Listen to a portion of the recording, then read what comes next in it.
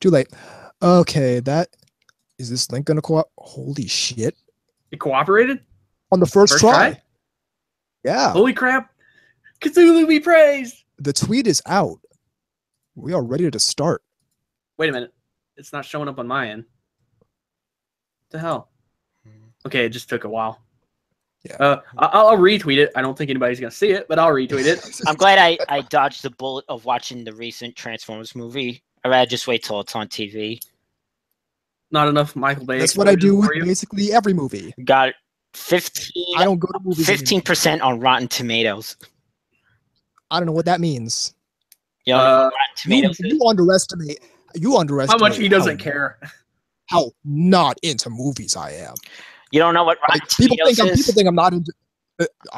I don't know and never I know what it is. I never cared. There's no point. It's a site that takes people's critics' reviews. It's like Metacritic. Yeah.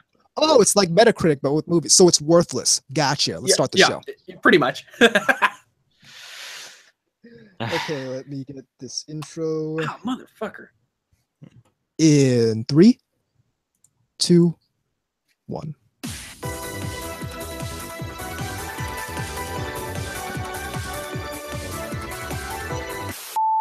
Emergency! Emergency! The massive battleship NTR Radio is approaching fast. Your mission begins now. Warning. Warning. Welcome to NTR Radio. I'm Tom Force Nubis. I'm K-Gods. And I'm VZ Mark II. And it's been a little while now. Sorry. For real this time. Yeah. Father's Day was an unfortunate. Well, it wasn't unfortunate, but it happened to coincide with the normal recording schedule. Yeah. So it kind of shook things up in a way that wasn't very productive for the podcast. It was my fault. Yes, indeed. But speaking of being productive for the podcast, we have several programmatic announcements that. Did you just say problematic? No, I'm kidding. Programmatic announcements that need I know, I'm fucking with you. Right about now. We have a forum now. We do. Yes, indeed. You can find it at ntrradio.net/forum. It's been pretty lively for only being around for like a week. Yeah, surprisingly. It's really, I would say you could try to get a hold of me on Twitter, but you can't. Because I have been shadow banned. That's our second programmatic announcement. I have been shadow banned. I don't know why. It's called account limiting. It's called account limiting. Account limiting. Isn't that great fucking like HR crap? You know, isn't that like that reminds me of those like it's when they come up with words like foreclosure. Well, like it's like business buzzwords that don't really mean exactly. But sound like, we need to go for the low-hanging fruits. Yeah. Or the word synergy. Yeah, exactly. Like you said, it's from the same people who gave you Big Boned. From the same people who brought you enhanced interrogation. Yes. Wait, the CIA came up with this? They came up with account limiting? Interrogation. I knew it was Trump's fault. I knew it. Nah. But no, if you want to talk to me on there, you have the best shot of sending me a DM because I'm not seeing very many of your responses. And they're not seeing mine. So you can hit me up on here, obviously in the IRC. Yes, indeed. Which is at ntrradio.net, not .net. Go up, hit the IRC chat link, and that'll bring you to the page with the chat client in it. Give yourself a nickname, hit the button, and join us in the IRC channel. Alternatively, you can take your favorite IRC client, point it at irc.ryzen.net, and join us in the pound or corned beef hash SOC media channel. In addition, you can get at us on Twitter at TAnubis, at VZMK2, and apparently at classic_KGoz, if you can see him. And vice versa. And at NTR_radio. And as always, you can hit us up in the email box, ntrradio@gmail.com. Yeah. So It's been pretty lively for me since I've been shadow banned. Despite because my DMs have been filling up. Like, what the hell, dude? You know, and I'm like, I'm sorry, man.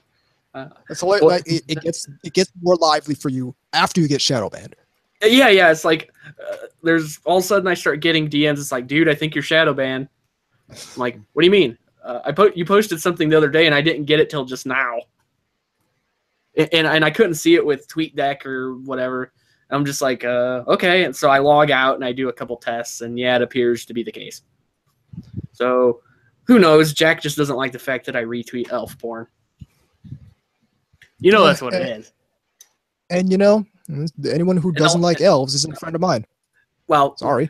I think he's just mad because the last one wasn't a dark elf. You know, it was just a plain old elf. You're a fucking white elf. You're a fucking white elf. You gotta be diverse with the elves. Why? Maybe we can only have dark-skinned elves. I'm not gonna complain about that, but dark elves' lives matter. Yeah. That. So, we're gonna get this thing pulled. I know it. Trans elves.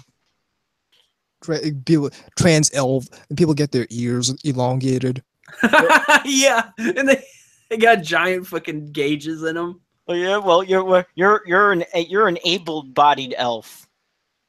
That wouldn't that be weird if we saw like the high fantasy world, but it had all this racism and stuff in it, like instead of like regular fantasy racism where like orcs and elves really hate each other, it's like it's like modern day racism where all the dark elves are rioting in the streets and they assume they eat fried chicken and because the white elves, the high elves are oppressing them when they really aren't.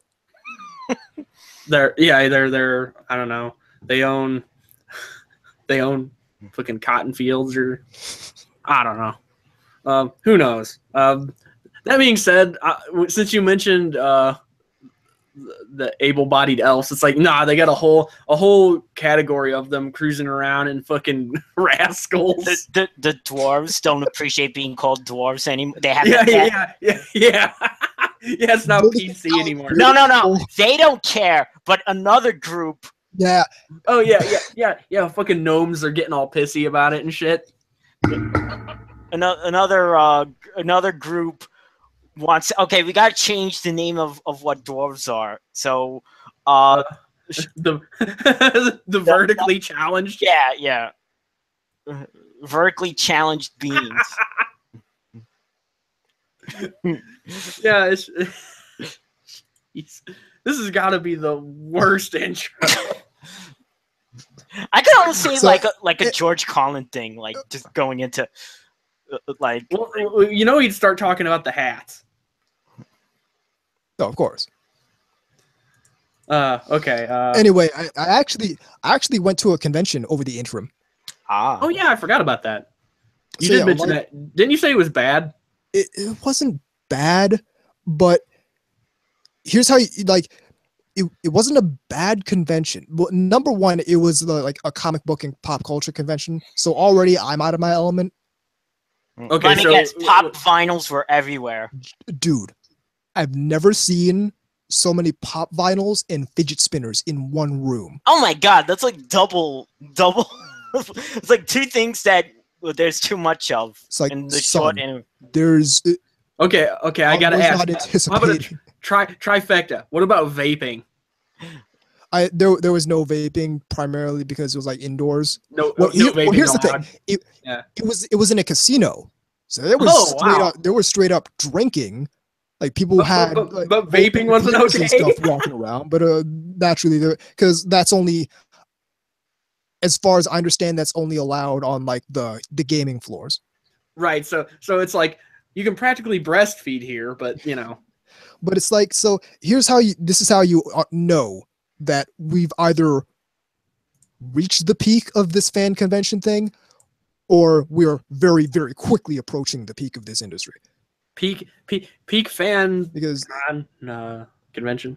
I don't, because it's not like it was entirely poorly run, but it's done stuff that I've seen no other convention do that worked to the detriment of everyone.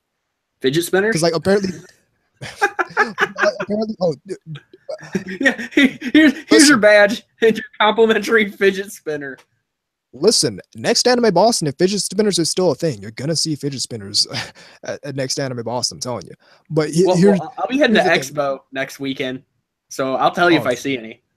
Enjoy yourself with the fidget spinners. But it's like apparently they had overbooked tickets, so they were doing this 1 in 1 out thing to comply with the fire code. So no! Just to get in, you had to stand in this long ass line. And they were basically, as people walked out of the convention center or the space within the casino complex that the convention was being held, as people walked out, they were letting people in. The entry, and this is weird to me, the entry point was into the dealer room. And then if you exit the dealer room, you can't just go back in. You have to go all the way back around. Oh, no. And go back to the entrance. See, this is the new weight loss program. See, they partnered with fucking like Nutrisystem or some shit. So it was weird, but weirdly enough, they did have some actual anime figures there, so I picked up a couple. Oh, let's see them. You'll have to describe them, obviously, for the listening people. I got this is a Sega prize figure of Nyaruko-chan. Yeah, that's pretty cool. And then I looks picked pretty up, well made. So this is a thing Kurobikia does. They take Western properties and kind of have a person redo the design in kind of an anime style. Sure. And then make figures out of it. Yeah. So I managed to pick up Tali from Mass Effect. Oh, okay. From the back, I was like, what the hell is that, Cobra Commander? I wish I could do that voice. So I picked up those two, and the other day I just went out and picked up some anime as well. Oh, okay. So might as well go ahead and show it on here. So I got The Disappearance of Haruhi Suzumiya. Nice. And Magical Shopping Arcade of Banabashi. Oh, okay. Tell me how that one is, because I never seen that. I actually never finished Banabashi, but I watched it back in the day. Really enjoy it. And I have, I think, the first 2 volumes of the manga kicking around here somewhere. Mm-hmm. Well, like you said, you don't like buying stuff in parts. Yeah. Yeah. Yeah, that was back when I still bought manga. I got stuff too. VZ has stuff. Okay. First thing is so Comic Japan has been doing the sale. So I got 2 things. One wasn't on sale, but it was still cheap enough that I added this in. Okay. And it's a prize figure of Sharo from Gochi Usa. Ah. Yeah. Okay. So I got that. Not bad. Yeah. But here's what I really wanted. Robot Damashi Cubile. Ooh. Oh. Lovely. It's quite good and big. Yes. I always thought that was a cool fucking just visually very cool. Yeah. They have on sale. It's still a bit much for me to get it right now, but they have on sale the Robot Damashi Chishara, the thing from Unicorn. The Shashriya. Krishia. Marita's yeah, the big green thing. Yeah, the big Hulkamaniac smashing thing.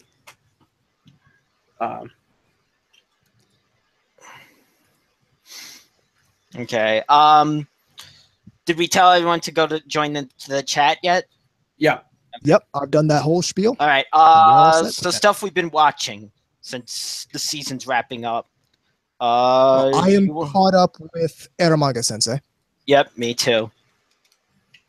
I have been really fucking busy, so I still need to finish it up. I did squeeze in some Wolves Rain stuff, and guess what? The last couple ones I watched were all freaking recap episodes. Oh, what? I was like, what the hell? Wait, did it have multiple recap episodes in a row? Yes. Why? How? At least like 2 or 3. That'd have been a production snag. That's the Yeah. I'm pretty sure Studio Bones was like instead of just making it like 22 episodes or whatever, they kind of, I don't know what the deal was. That's baffling because like I remember friggin' Zoid's Chaotic Century / Guardian Force basically recapped an entire show in just one episode. Gundam Double Zeta.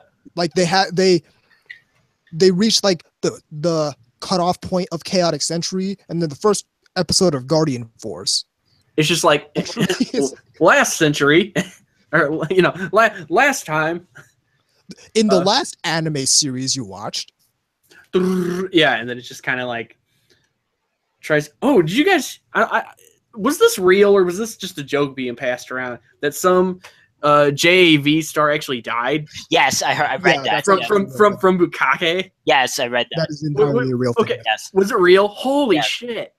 Like, see, that's one of those things where you can't tell anymore because of fucking places passing around jokes. Like, doesn't that sound like a clickhole story to you? Yeah, that sounds like exactly. That sounds like and one of the male actors tried to clear her mouth. Yeah. After he tried to pull the gunk out first. Oops. Like, everything about that story was almost baffling to me. Like, wait, what? Yeah, apparently she was well-liked too, apparently. Well, obviously she's a porn star, but you know what I mean. Naturally. But yeah, I totally thought that was a joke. When somebody showed it to me, I was like, ha, this has got to be like some kind of clickhole fucking I'm sure it's joke or covered something. on Senkaku. Or will be. Oh, I don't even want to know. I'm positive they're gonna cover it. Cover it. I don't even want to know what fucking byline they use for that. Yeah. I mean, there's so many bad, horrible puns you could make here. Like, production hits a choke point.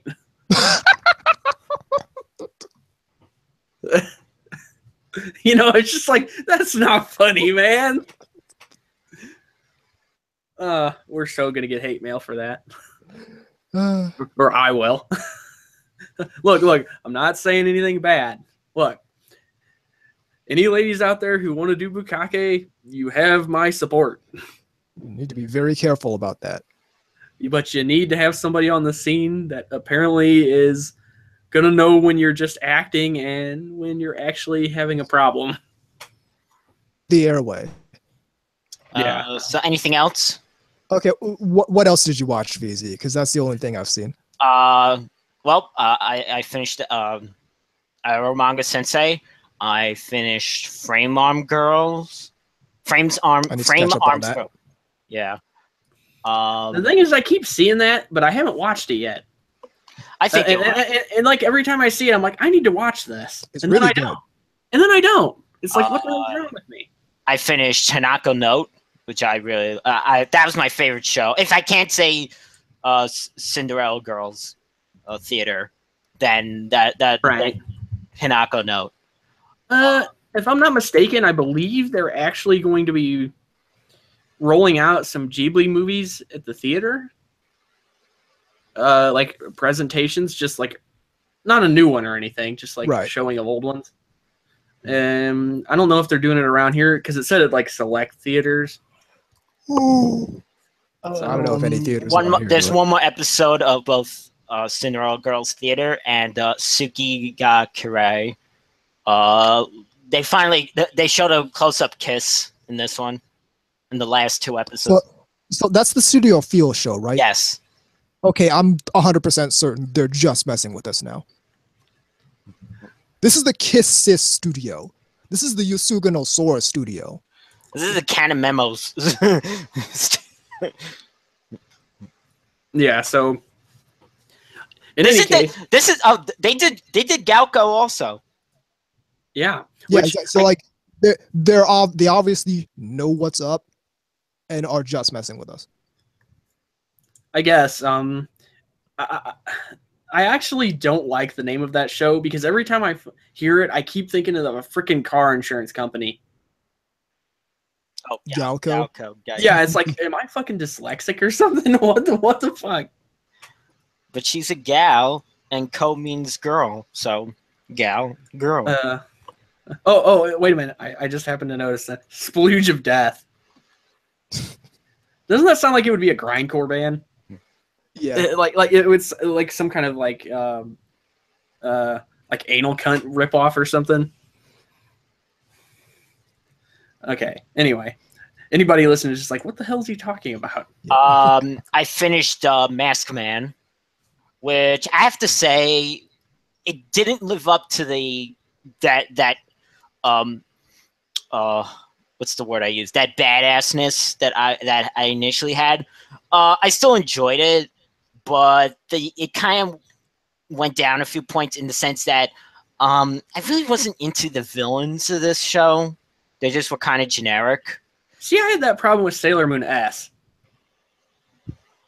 See, I had whereas I found the villains generic in this one. In the previous one I watched, Bioman, that show was all about the villains. You gotta love that name. Yeah, but Bioman. I'm taking a short break from Sentai. It's just the reason is one, it was like too many in a short amount of time, kind of burns you out. Right. Yeah, it's like if you sit there and watch 30 episodes of Mazinger Z, you're just like, I don't ever want to watch this show again. So, I mean, I'll pick it back up. I have, some other ones I want to see. But I've actually been rewatching the Monogatari that they did 2 years ago. Okay. Owari Monogatari. Oh, okay, I'm just gonna be just completely blunt and honest here. I have lost track of that. Yeah, franchise. there's a lot. With the consistent bombardment of new little side things and stuff, I have completely lost track of it. I don't blame you. There's a ton. Okay, so it isn't just me. There is gonna be another one. Like this was Owari. This is like another Owari Gatari. The reason why I'm actually pumped for this one is because Mayoi returns.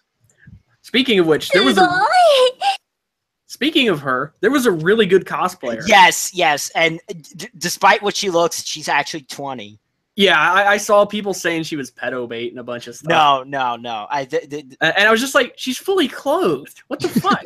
It's like that's like yelling at a grade schooler just walking to school. She has a decent chest. She's just able to cover it well. I didn't even notice that, man. In some other photos of her I've seen or something. Unless I'm thinking of another cosplayer. But yeah. But yeah, it's like, what the hell? Are we just like doing that now? Well, With it's the people. Yeah, it's a knee-jerk reaction thing again. What does somebody fully clothed? If it remotely it wasn't even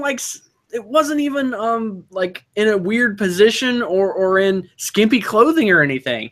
If it looks in any way like it might be provocative to otaku, they need to vilify it. Yeah, exactly. Yeah, they need to vilify it as some pedo kind of connotation. It's not like she was waving around an Onihole, like trying to sell it to you or something. Oni-holes, get your Oni-holes.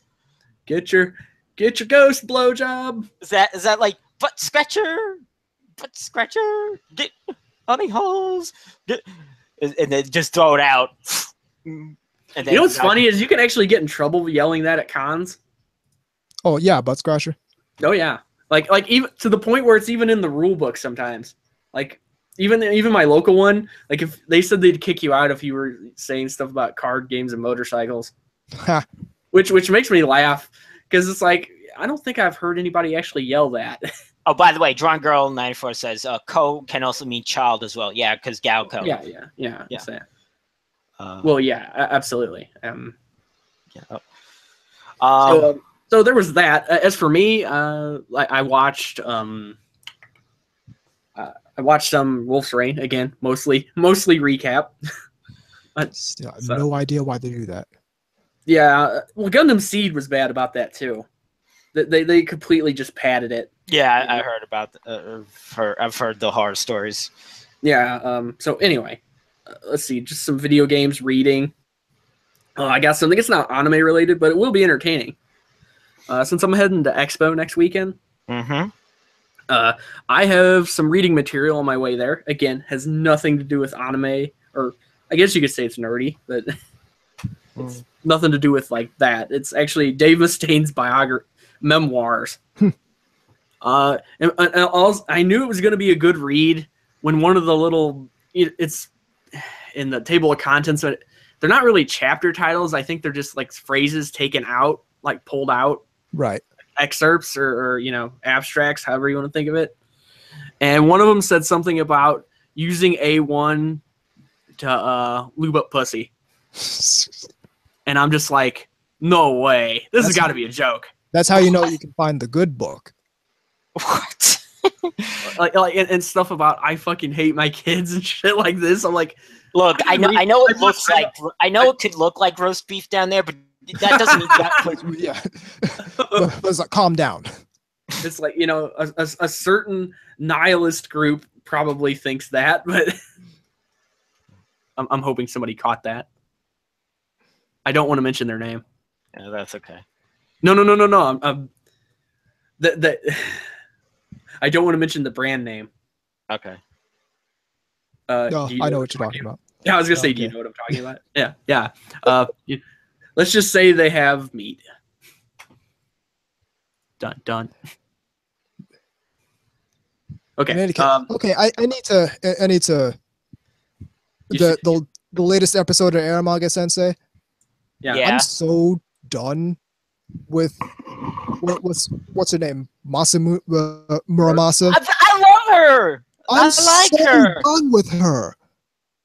She's like Ray from Vivid Red Operation in that she sucks fun out of every single scene she's in.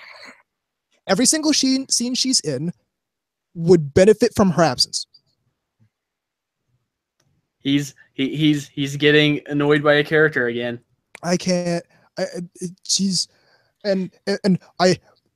I take back what I said before. She's really not cute at all, especially compared to every single other character in that show. Characters like that were tailor-made for doujins involving anal. Oh, I understand that. I entirely, and that's not what I'm hating on. I'm just hating on the fact that she's just an unlikable character. Entirely unlikable. I don't want to wear this bikini. Well, the good thing about doujinshi is while they usually do like making references and puns and stuff, they're not as coarse as the kind of porn names we give things. I mean, yeah. I mean, it's not like you'd find a doujinshi of Aramanga Sensei and it says like fucking elastic cornholes or something. I mean, well, except for that was once done by that artist number 2. Well, yeah, but I fuck my sister and my sister friend bareback. Yeah, just like weird shit like that. Yeah, somebody's gonna caption that fucking out of context. Drawing Girl says, "Is that the dark-haired chick? The dark-haired chick is hot. The one with the short dark hair. Is not. The one with the short dark hair. The one with the short hair, which is another strike against her. So she. Oh, but see, I love short hair. See, but I love. She. So it's a strike. Constantly. All she does is complain. Just like real women. She's not. In a show full of cute characters, she has nothing going for her, and she drains fun out of every scene she's in. Every scene she's in would benefit from her absence, and I don't know why I don't know why she keeps somehow getting into Homeboy's house. I would kick her out. I just don't like this character. Don't like the character at all. So here's the Aramanga Sensei ranking. You ready for this? Yeah. Okay. This is the official ranking. Anubis's ranking. Elf Yamada and Sagiri are tied for first. Mm. Then it's Bookstore Girl. Bookstore girl. I don't know her name. Then it's Yeah, I gathered that. then it's Megumi? then it's the other light novel author, the dude whose name I also can't remember. Then it's Megumi. Then it's the dirt. Then it's Masamune or Muramasa. What about the female? Was it the older publisher female? Oh, the the one producer. adult. Okay, so she goes in between the dude and Megumi. So she's Okay. above Megumi, See, but below normally you would want to be in between two girls, right? normally. Maybe. I don't know. Depends. Do they look like some of the ones on fucking Tumblr or Tinder? Yes. But But Megumi, yes, that's the ranking. she's the dick expert. It's Elfin Sagiri. It's Elfin Sagiri, bookstore girl, other homeboy, the manager lady, then Megumi, then the dirt, Did, then Muramasa. Well, according to another a shitty podcast, We don't talk about that podcast. yeah, Seriously, we don't talk about that podcast. Saguri's behavior seems like someone that was raped as a Just gotta child. just tell you. Yeah. Okay. But that's what I'm saying. She sucks Well, they would fun out of every scene she's in, That's what. and she's all she does is complain. Anyway, going back to characters here, Sagiri has. Did you see the licking thing? Oh Yeah. yeah. Isn't that great? Doesn't that make for a great? I saved that. I also like the thing where she goes raw. Yeah. And I said, I protect, but she attack. Well, That meme. then again, I liked Kobato from Haganai and her annex too. The like her like noises and things. Oh yeah. Her for some reason they kind of remind me a little bit of each other, even though her personality isn't really the same. Yeah, entirely Yeah. different. In any case, the show is. We'll talk a little bit about it later because it'll actually tie into the main topic, I think. Yes, indeed. So, what's everybody else been doing? We can go a little longer since we're gone for a while. Well, we're gonna hear more about this later. I have more drawings I have to scan. I scanned twice this amount earlier today. Yesterday, and I have more. This. Jesus Christ. Then I have to put it together in Photoshop. Mm-hmm. Right? Enjoy yourself. Yeah. I'll just come out and say it. Pointlessly. I fucking hate scanning things. Yeah, I hate it. it's the here. least fun thing in Because my art. just when you think you've got it perfect, it shows up and part of it's missing or some shit. Like or part of it's like faded or weird looking, and it's just like that was a complete waste of my time because it looks wrong. I got to do it again. And it's just one of those things where until you actually see the thing fully Yes, on your oh, thing, you don't know that it's right. I've learned and I devised tricks to Lessen the pain. Well, but to trick it to scanning the whole thing that you need to scan. Basically, you need to fool into scanning something that's around it. I have like a piece of cardboard that's wider than the image. If that makes sense. Okay, Neighbor's I think dogs are barking. I think I get what you're saying. Okay. Anyway, you're gonna hear more about this later, but on the Shinikiba side of things, I'm now signed with another distributor. So now I get to sell games made by Just USA. Very nice. So School Days, Shiny Foreshadowing. Days, Sayano Uta, Right? Starless, Yes. which that's no. my copy. That's not in stock. I haven't gotten any of Starless yet, but I am able to get starless. Foreshadowing. Yes, indeed. All right, though. That's about all I have to say. I was pretty busy in the between the last two, or between this one and that one. In terms of, let's just say the last 3 weeks have been really swamped with other crap. So I haven't nearly gotten the stuff done I needed to get done in regards to anime. Remember, but I will be at Expo this coming weekend, so you can hit me up there. You can call me an asshole. I can make fun of you if you want. Yeah, I actually do have. I'll tell you after the show, but I actually have a small favor. I want you to only if you see it. But I have a small favor for you to look at. Dude, I'm not taking peep shots of Kana. No, it's not that. Okay, it's not that. Because you're gonna see probably one or two of them. I mean, out there. Kana from. I think you're gonna see one of all of them out there. Because I had some friends that were in Seattle not that long ago. Why they went there, I don't know, but they did. What? Seattle sucks, dude. It's fucking raining all the time. I don't know. I mean, I like rain, but not that much. I hear, even though they're moving it, the weather fucking sucks in Baltimore. Whenever they used to do what was it? See, the Orioles are going to constantly complain and use that as their excuse for losing. I was under the impression that just Baltimore sucks. Period. Well, I've seen The Wire. Okay. Somebody's like, "What the fuck's the Orioles?" I don't know anything about sports.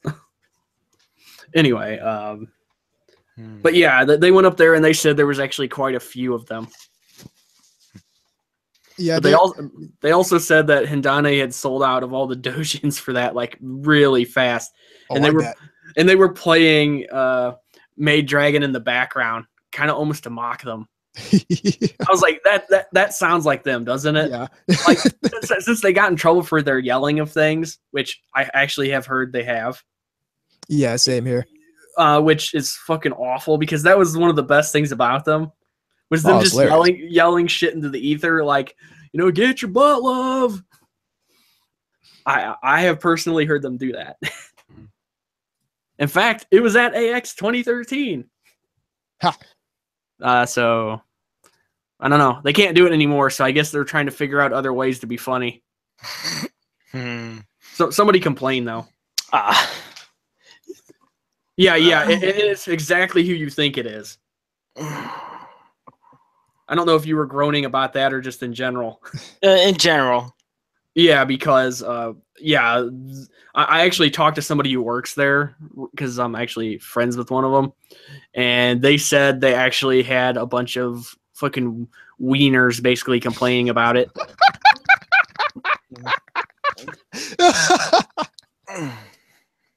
It's like, wait, at what point is your life so in need of things to complain about that you're reporting people for yelling things that are just really silly and ridiculous? I don't know. Some people desperately want the anime convention to become their safe space where they are not exposed to anything that they find objectionable. Yeah, and they mentioned something along those lines. I'm not going to say who it was or exactly what they said, but let's just say they don't have very fond opinions of these people. Yeah, I bet. I think I know who you. I'll leave it at that. Yeah, I don't like putting the spotlight on some people. They might not want it. That is fine. So that's about it. I mean, like I said, there's two more shows, but then the next season is starting up, which we'll talk later. Which will be part of third segment. I'll have to say, good shit is on the way. You have no right to complain. You have the right. I just don't want to listen. You have the right. Yeah, you have the right. No, you have the right. You're stupid for doing it, but you have the right. Yeah, it's like you can yell and bitch about it all you want. I mean, I'm just going to be over here with my headphones, but You know, you do you. You know, I'm sure if you yell loud enough, shitting dick nipples will disappear. And on that note, we're up against the break. Keep it right here on NTR Radio. Okay, I will be. Yeah, I've got to actually take a quick sojourn here. So I shall be back. Play some music, maestro. Maybe. What if you can find it. Yeah, what's really gonna happen is you're gonna leave, I'm gonna leave, come back, and you're still looking and I'm still gonna be picking a track. What's sad is it's probably true. Go for Sonic City or not. Okay, I'll be back.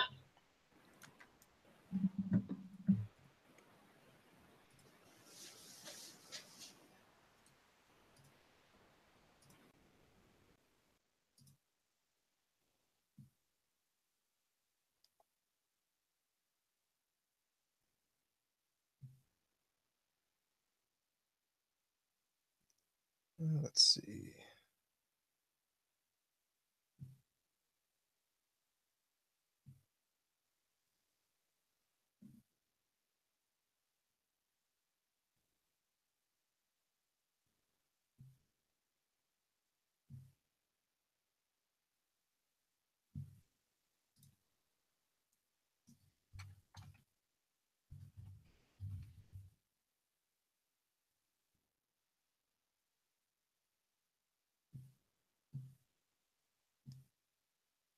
Actually, where is? I know I have this.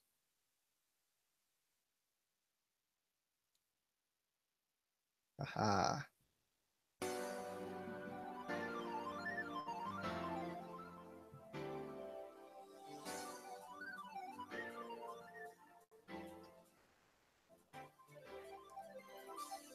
Can you see the sun is shining on me? It makes me feel so free, so alive. It makes me want to survive. And the sky, it makes me feel so high. The bad times pass me by. 'Cause today, it's gonna be a brighter day. Can you feel the sunshine? Does it brighten up the day? Don't you feel the sometimes you just need to run away? Reach out for the sunshine, forget about the rain. Just think about the good times, and they will come back again.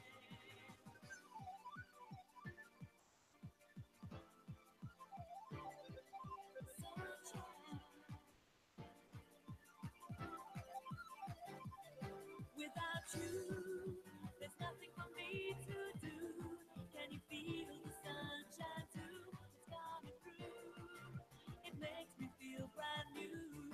When you're here, I wish you were always near. 'Cause everything's so clear.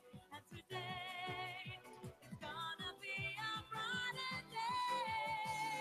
Can you feel the sunshine? Does it brighten up?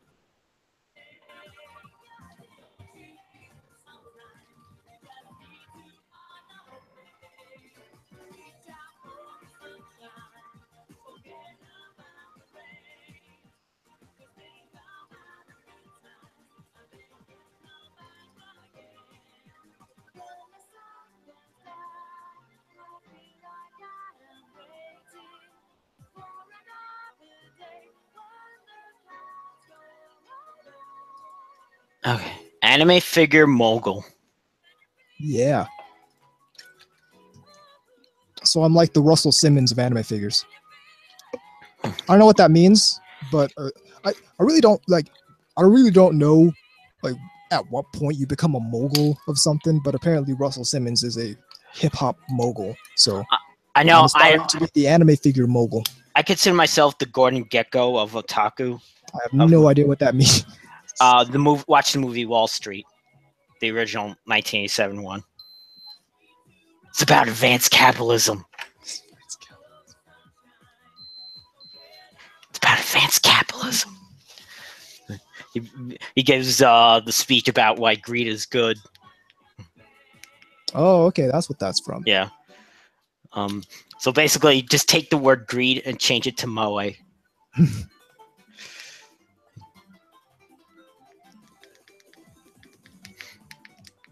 Sonic R.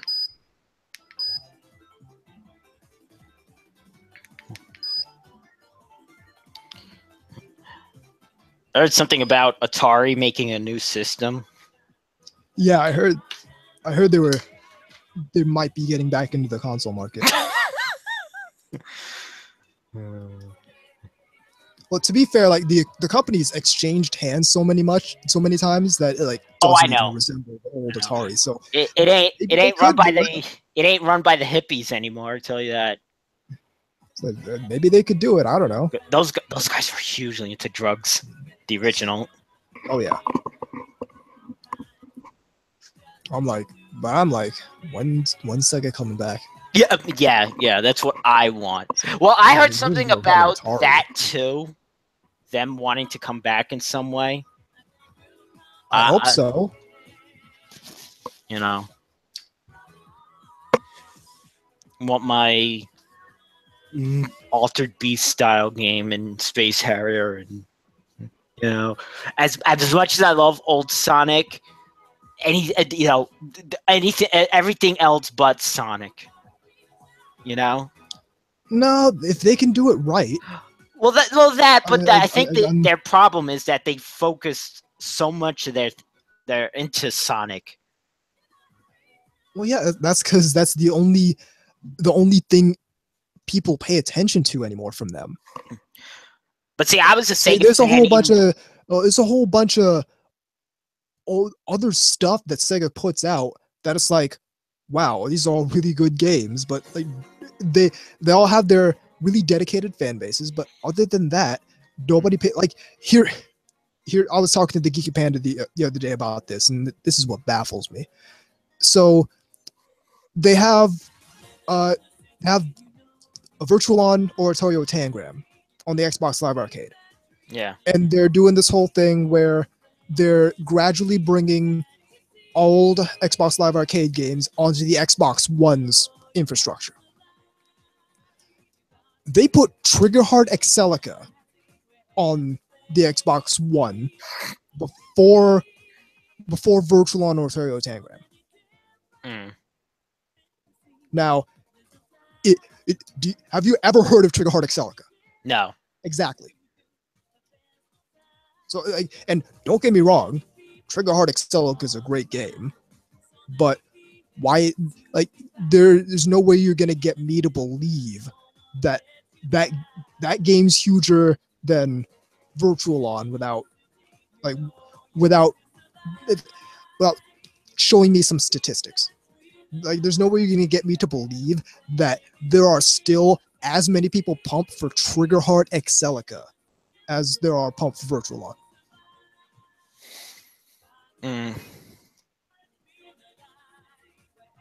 So the Sega's problem is they regularly neglect their franchises. They have a ton of perfectly good franchises, but they focus heavily on Sonic, and they really they underestimate just how pumped people are for some of these other franchises they have. Well, they're putting their old games onto like phone console, like iOS. Oh, certainly, but like, where's Virtual-On Steam? Like, where's the new Jet Set Radio? Like, here's the perfect illustration.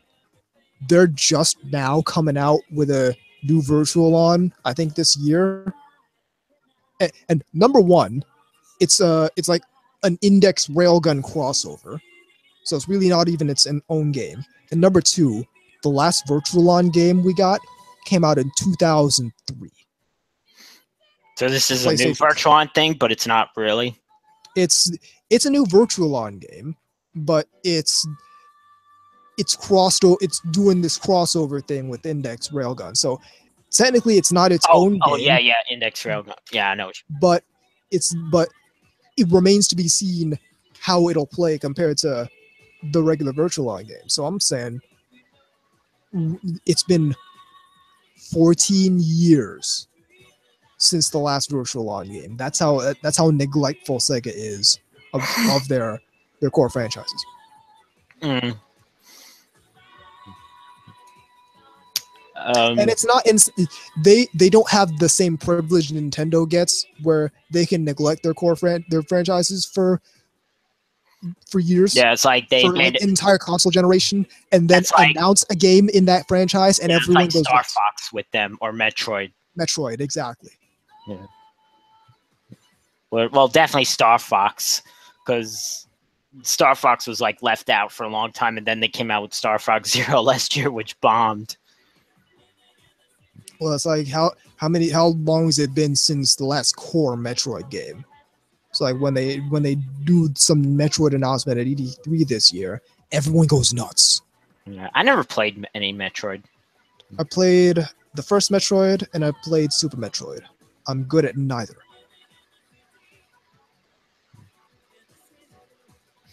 I remember seeing in the store the was it Super Metroid, whichever the Super Nintendo one was. Yeah, it was Super Metroid. So really good games, but I'm bad at Metroid games.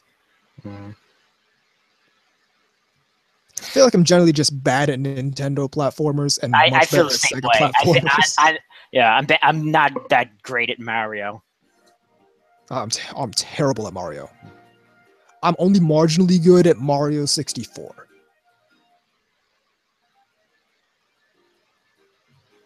It's like otherwise terrible at Mario.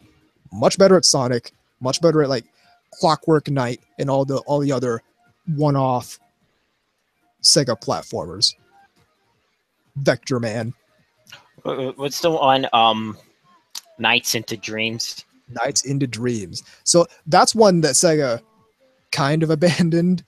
So like they had it on the Sega Saturn, and then Radio Silence and the Wii came out. They did a game on that, which was okay at the very best. And then they did a re-release on the PS2 in Japan only. And then they released it on Steam, and it looks fantastic. And it's got like all the elements that they had in the Saturn and the PS2 version, and Christmas Nights. Oh, I know what. They did a remaster of Crash Bandicoot for PS4. I'd like to meet the 5 people on this planet who are asking for that. A lot of people actually like that game. I liked the Crash Bandicoot. Yeah, not saying it was a bad series, but all I'm saying is, You know what else? We need to come back and revive this game where Sony tried to come up with their own cute mascot character and couldn't. You know what else they're reviving? You know what else they're reviving? Bugsby. What is that? An old ass game franchise. Why the fuck are they bringing that back? I have no idea. Obviously, I'm back. No, this is. I'm having an out of body experience. Yeah, clearly. this is the ghost of K-Gods. Yeah. Clearly, he evacuated Seoul when he was taking that piss.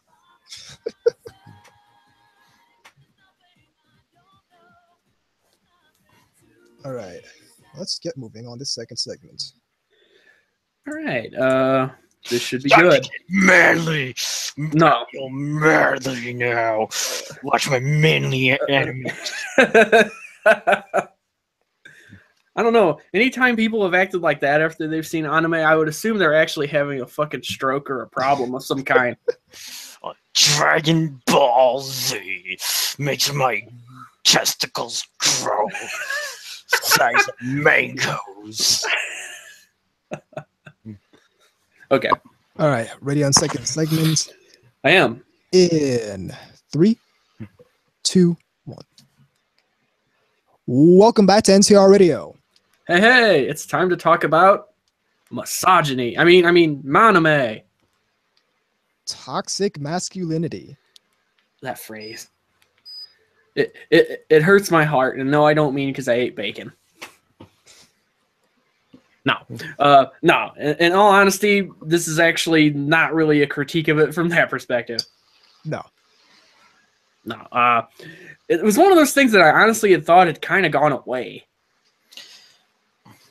Because to an extent, you see it every now and again. Yeah. And it's just as obnoxious as when for sure. when we saw it back in like 2011. Yeah, it's just like, I saw a Fist of the North Star and I grew a third testicle. That really happened around the time when wait, that happened to you?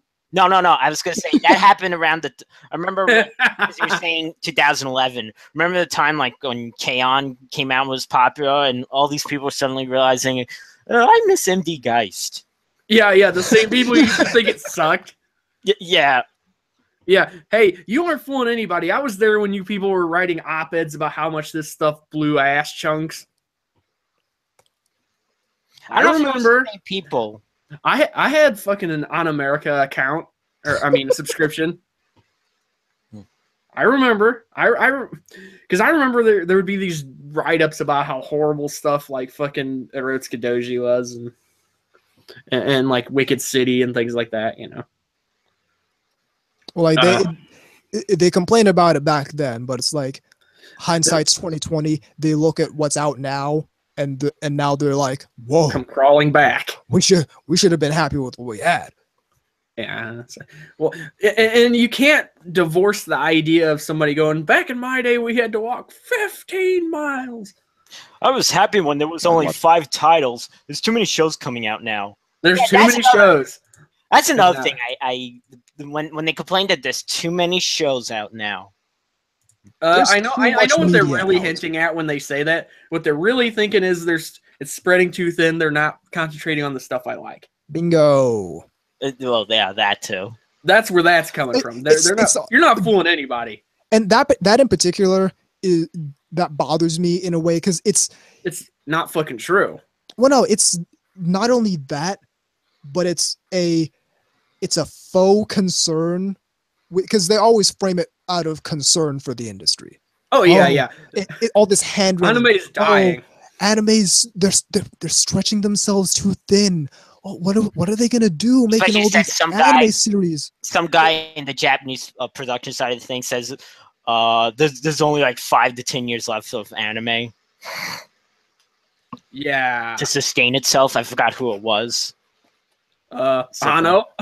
But my point is, they come at it from this frame of being concerned about it when really they're not actually concerned with the welfare of the medium. They just want what they can get out of it.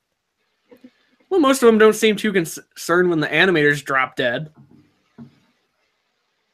Some of these are the same people who talk about shows being created cynically. Yeah. Which is a disgusting thing to say when we're talking about an industry where, again, animators are dropping dead making this stuff. Yeah, I mean, literally in the middle of working, and then they're dead. So you'll forgive me. And they didn't even get a bukkake. And with that, the hate mail is going to roll in. I should clarify. Serious point here. And here. We never got any hate mail. I should. Yeah, I'm kind of disappointed. Get that one commenter who was mad about the Chernobyl jokes. Yeah, but that wasn't in the mail. That was actually in the comments, wasn't it? Yeah. Yeah. For those who don't know, we had this one when we used to have the old place.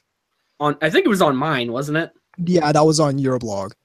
Yeah, I had this blog, and when I uploaded that episode,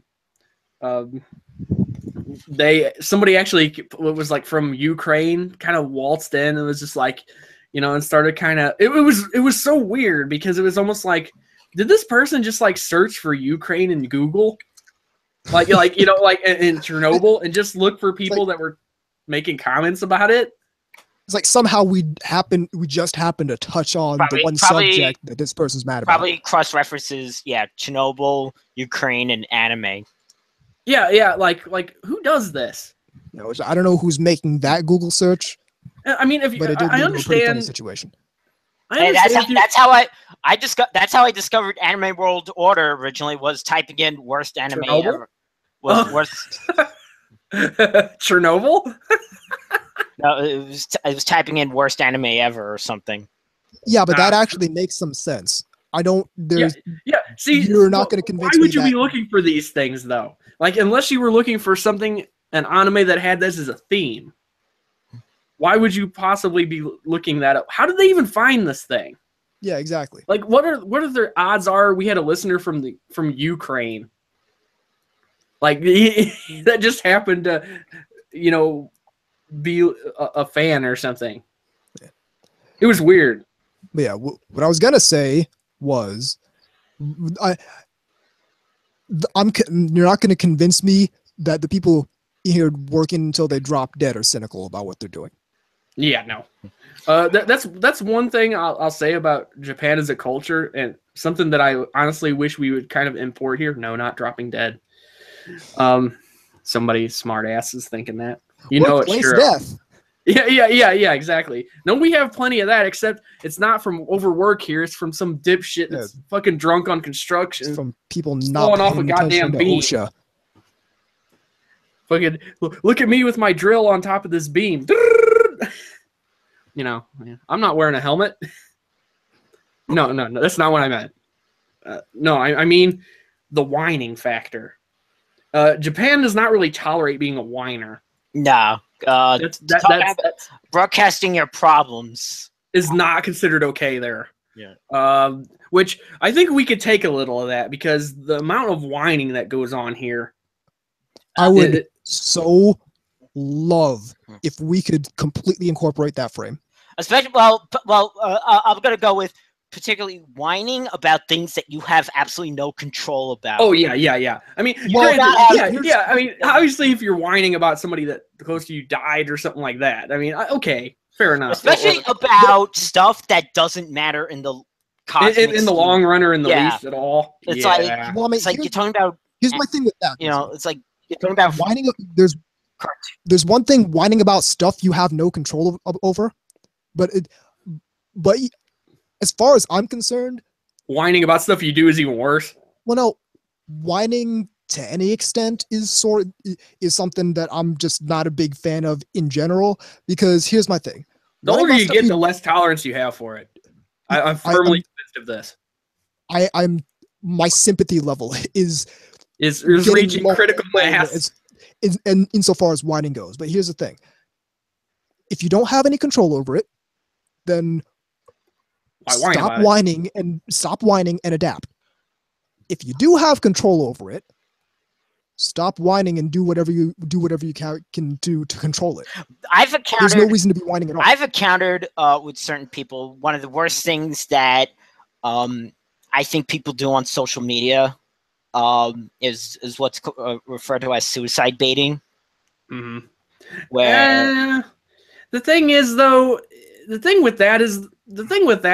is that's I know what you're talking about. I mean, fucking what's his name does that all the time. Yeah, Dobson. Yeah. No. Oh no! Somebody shot me with a water gun. Think I'll go jump off a bridge. He has PTSD. I'm sure my brother, who had his leg nearly blown off by an IED, thinks it's the same thing. He's a Marine. Yeah, but no, I entirely get what you're saying with the whole suicide baiting thing. No. The thing is, I think the live journal culture is kind of what started that. They broadcast everything about your life to the. Which I mean that's an inevitability of the social media, situation. But at the same time, I think it would be better if more people. The whining thing was kept to a minimum. It's never going to go away. It's been here too long. Unless authoritarianism somehow clamps down, Well, I mean, here's my thing. It's like people are out here whining about other The people dumbest liking shit. cartoons they don't like. Oh And yeah, yeah. listen, Like, I've got some shit to whine about. There's some very not fun things that are going on with my business and whatnot that I could be whining about right now, but I don't do it because my time is more valuably spent mitigating, putting out those fires. Did I sit there and whine about my personal health issues on Twitter, other than saying that I had to go to the hospital?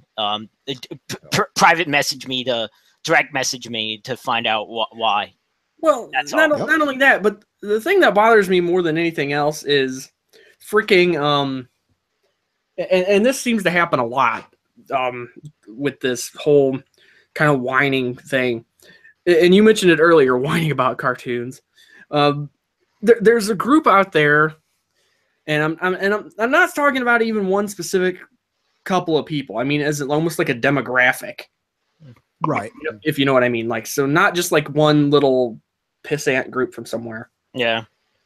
But there's this group out there that seemingly seems to think that, like, they bat around this idea that, like, otaku have no lives, but they waste most of their time bitching about otaku. It just strikes me as like, well, they're a bunch of autistic people, yada yada yada. It's like, well, then what does that That's make another thing. I'm you? so sick. I am so sick. Hang on. I'm I sorry. want to make this point. I- It's they're a bunch of autistic otaku, da da da da da. It's like, well, then what does that make you? What does that say about you following their every move? Like chronicling what the fuck they're doing, screen capping them. You write these people's biography. Yeah. Basically, women call it stalking. I mean, The 2 points I wanted to add was one about the misuse of the word of autism, the definition of autism. Oh, it's become this weird pejorative that's also, it's almost like how the word fuck is a noun, a verb, an adjective, and pretty much anything else. Well, I've already explained why. It's I know. because it used to be retard, but that became politically incorrect. So how is And some of us autistic? don't care. Yeah. How's autistic any better? Yeah. Like, because I've actually come across people that will just say they slide on the PC side of the fence, and they have no problem calling somebody autistic in a pejorative way. And I'm just kind of like, isn't that kind of like, Hypocritical. yeah, in the extreme? I mean, I don't get it. When did this happen anyway? I guess it's Chris Chan's fault. I really think it was like around the 2007 period, 2008, because I did not hear it before I mean, then. I'm not a Luddite or anything, but like at some point, their technology disappeared for me to where it's like there's a lot of this shit going on that I don't know about because I don't care. And it's like all these new terms, not new terms, but new insults and terminology and stuff started poking up. That's why the whole social justice like glossary caught me unawares. Yeah. Because it's not like I was sitting there in college like scratching my ass listening to like what fucking sophistry the sociologist professor's barfing out. Was it cisgender? Yeah. I mean, stuff like this, I'm just like, what the fuck are they talking about? Well, it's like I said, had people been paying attention and had people listening to me, they would have seen this coming in 2009, at least insofar as gaming went. Oh, yeah. I can look up blog comments right now that literally the same points I was making back in 2014 with Gamergate and whatnot. So it was a slow burn, but now all bets are off. All right. The other point I wanted to, another larger issue within, this was actually burning in my brain for a week or whatever. Dude, you don't supposed to drink that. This was kind of just rolling in my head. The larger issue about the people whining the people who and you know how you talk about the tiers and Yeah, the people tier that one, are tier two, tier three. see, I hear that and I'm thinking, what? Crying? What? the tier ones that The tiers of tiers. yeah, that wish that pretend that they're tier 3. Rows of Yeah. tears. And to put it in perspective, this is people who happen to like some works that happen to be anime, trying to act like they're the people who are looked upon to have perspective on anime. yeah, the people who they tout the history of anime, but they don't actually know the history of this I was stuff. just saying they don't know it. Fucking know a single thing about the history of anime. Or here's the thing, and this is pretty recent that I've well, no, this isn't like recent a couple days. This is recent the past couple years that I've noticed this. It's like people in high levels of the anime fandom who hate otaku, which to me just says they don't know a single thing about the history of I know where you're getting at this. where this fandom developed. A certain and can I just say Answer Man? Oh, Yeah. You already did say it. We want to talk about that because here's something that bothers me. Speaking of people masquerading as people who are looked upon to provide perspective, here's the thing. So, ago, a couple answer men ago, there was the questioner posed a question, and it was basically about otaku. Yeah, how are otaku perceived in Japan was the thing. And the answer was, let's say, wildly outdated. Yeah, By a this is couple like the 1990 answer. And so evidently there was a lot of pushback on that, which caused him 2 answer men later to walk back his previous answer and give a more up-to-date answer, which is 100% good. It's good that he did that. Don't get me wrong. That he saw fit to walk that back. But if number one, if we now know that the answer man is sure enough in himself that he's willing to white out this first answer, which was wrong. What? Why do I have this? I mean, I know I can see you. I know I can see you right now, but I just have this visual of you sitting there like the teacher does with the ruler, kind of like with the finger pointing, like the one guy, the one picture I took of him looking at Stacy, all like, "Are you serious?" Yeah. Oh yeah. Like the adults are talking. But he saw this. He knew in his heart of hearts that this answer was correct. This first one. Did not see fit to do additional, more up-to-date research. Just went on his own gut and his own knowledge, which was outdated by decades. Had to react to pushback and walk back that answer, do research, and then come up with this more up-to-date I know answer. he's wrong on Now, some other my things. question, and here's the thing. My question is, what else is he wrong about if we know that he regularly does not do up-to-date research to do this answer?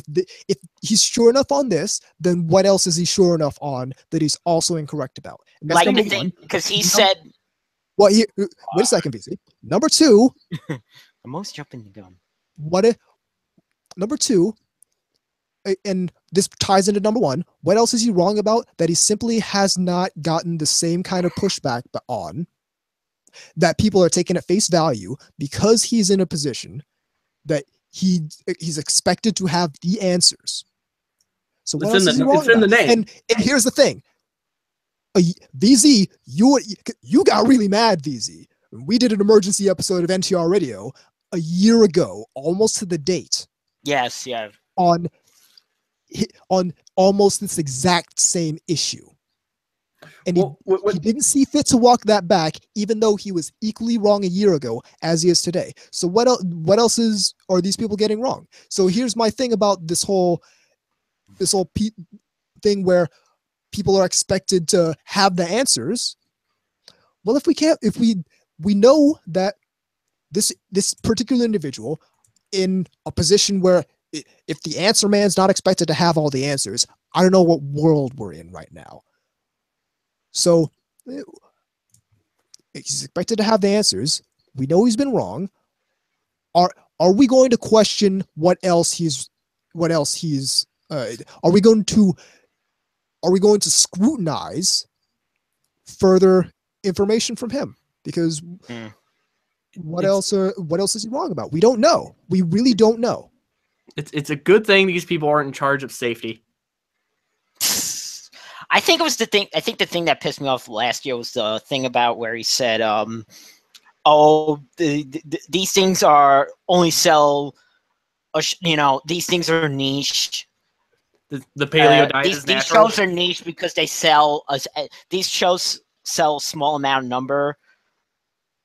They're niche because they sell small amount number. And my argument is that you can't base this stuff only on the sales of shows, because it doesn't, not everything that is popular can be attributed to the sales of the shows.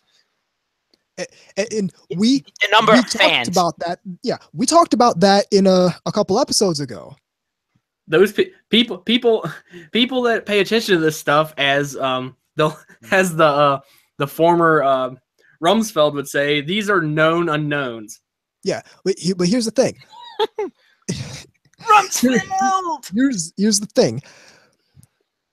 We're not. There's nobody out here who's actively analyzing these numbers to figure out what shows do well and what shows don't do well based on the elements in the show and comparing them with how much they sell. So we can't even VZ, you're asking a very good question, but we can't even begin to answer that question until we get out of this set of paradigms that we're in that precludes us from talking about popularity in that way. Yeah, because we're talking this is the sales numbers don't mean anything crowd. Like this is the oh well, that show sold really well, but well Justin Bieber has the top selling album. That's the bullshit that this crowd is on. So we can't even begin to have that discussion. Michael Bay Transformers movies do really well, even though that they're critically even though they're critically panned. Yeah. So my question is, there's a disconnect. There's a disconnect between what's selling. Basically, it's a disconnect between the people that are in charge and a disconnect of what's going on the ground level. Well, we can get there, but 500,000 people at Comic-Con doesn't, I mean, hey, literally 500,000. But here's the thing: are we going to start holding these people to account now?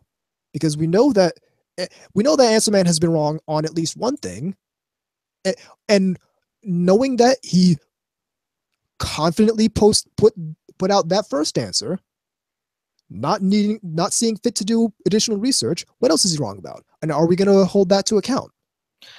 I was actually one of our listeners and followers. Shout out to Scorpiogeist. I was actually talking to him earlier on Twitter before, and brought up about the thing like that people about like the shows being bad and the 90%. I brought up about what's that word? Sturgeon's law. That's it. Sturgeon's law. 90%. I love how people don't apply that. I love how people don't apply that concept to people. But I was making the question is,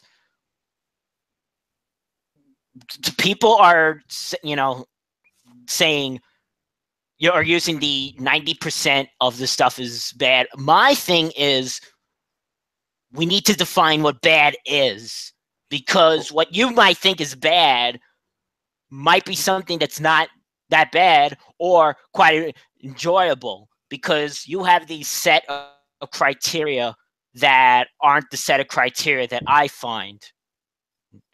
You know. Well, here's the thing, and this goes into this whole thing where people think people wanting objective reviews, quote unquote, is a bad thing. Or people who Really? don't believe they're even possible. Yeah, exactly. What people are really looking for is objective elements, and people are just unwilling to. It's laziness. They don't want to do it. Unwilling to admit that there are some objective elements to media. Yeah, of course there are. Like, And when they try to portray things as objective elements, they're always subjective elements. Oh yeah, it's like, oh, this is misogynist. That's objective. No, it Or isn't. or as little as K-On! Didn't really have a story. Or That's a subjective worse. element. It's narrative light by design. Yeah, or- it's not or- meant to be a. Or worse, it's degenerate fucking voyeurism. Yeah. It's voyeuristic. Yeah, I mean that's the one that cracks me up. No, okay, a good point. Do you know what Inuyasha means? Wasn't this episode supposed to be about Maname people? That's a good point. We should probably kind of steer it back. Yeah. Okay, well, here's a good example. Based upon a newer show that's out, and people are having a shit fit about it.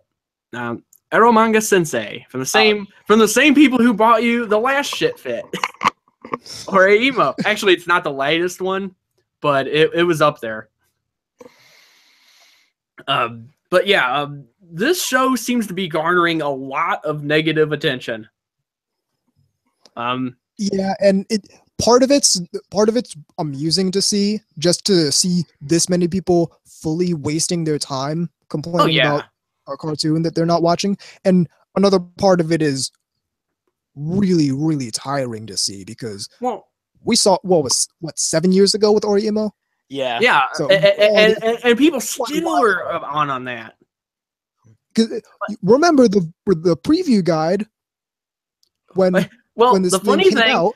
The funny thing, here's the best thing. Okay, this happened to me the other day. More than half the previews saw fit to mention Orimo for no reason. Well, check this out. Just the other day, some dipshit troll said something along the lines of, just like Orimo, this show's only for autistic man children. To which I was thinking, well, if you're still up on about a show from 7 years ago, and you're yelling at other people being autistic, here's think about this: how many Orimo fans have moved on from Orimo? How many Orimo fans, people who were pumped about that show, haven't talked about it since it stopped airing? But then again, these same dipshits these get all hyped up about shows, and then they discard them like toilet paper. Oh yeah. Speaking of which, they're entirely willing to watch show to talk really at length about stuff they aren't watching, but when it comes to stuff they do watch, when it comes to anime of the season for them, they watch it, they're hyped about it for one season, and then you never hear about it again. Wait, I have to on the floor real fast, and then we'll get back to Orimo. There's an anime movie coming out. It already came and went in Japan, which means it didn't take off there. Yeah. First off, just the name alone will tell you what this is for. Genocidal organ. Two things about that. One, it sounds like it wants to be part of that Cybernetics Guardian crowd, but it won't. That sounds like they're trying really, really hard to recreate some of those like hyper-violent 80s OAs. Exactly, yeah. That's why I said that, like your MD Geist, your Genocyber, and all that. Yeah. But Guardian, all the same. Yeah. All stuff that people way back when panned and hated it. But here's the thing. But the name just screams edgelord bullshit. Yeah. Also, the premise is It's like what? It's like, okay, this would be cool if it was the name of like a death metal band. But here's the other kicker: the main character's name is John Paul. Wait! I just realized something. Is it the Pope? Like the former Pope? Well, I saw the trailer. Like it's like, you know, in the future, the Vatican sends John Paul. So they resurrect him from the dead. So it's Trinity blood. Yeah, exactly. Yeah. You could probably get some Helsing in there too. But yeah, back to Eromanga Sensei. Yeah, so that was the 15-minute. That was the controversy of the season. There's always one. There always is. But the funniest thing about this one though is I have a feeling it's going to linger a little while. Possibly. Just simply for the fact that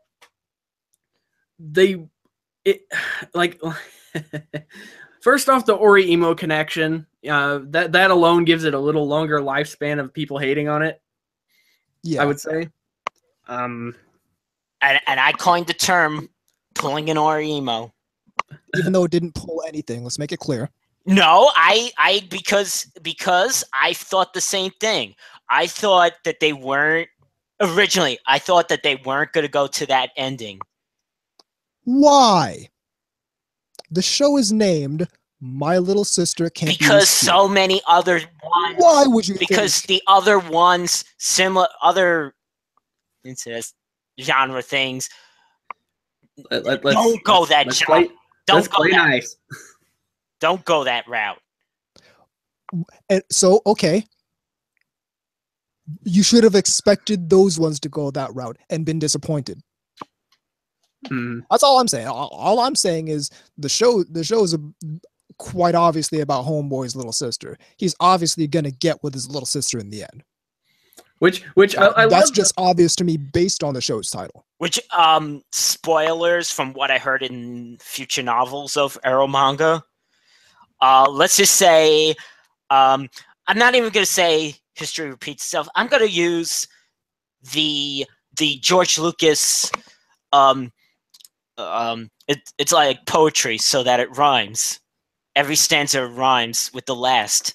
Listen, if that's all I'm gonna say.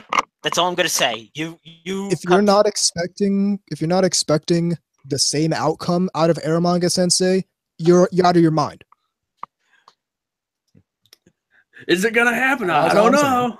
But okay, but Scorbageist posted something very cool in the chat here.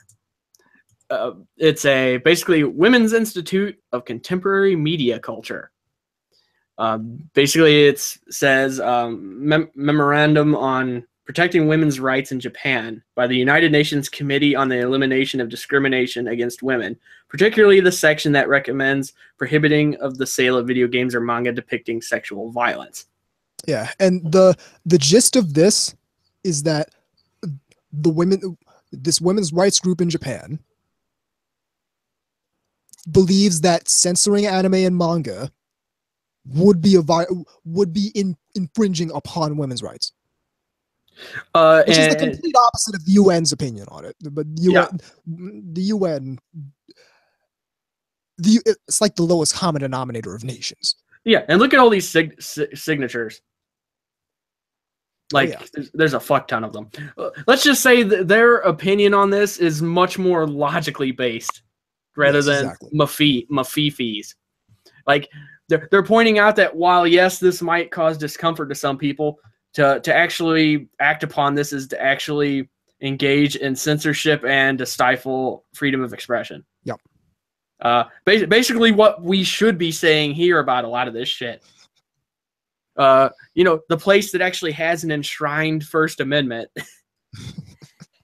which, you start to wonder, they politely told the U.S. to piss off.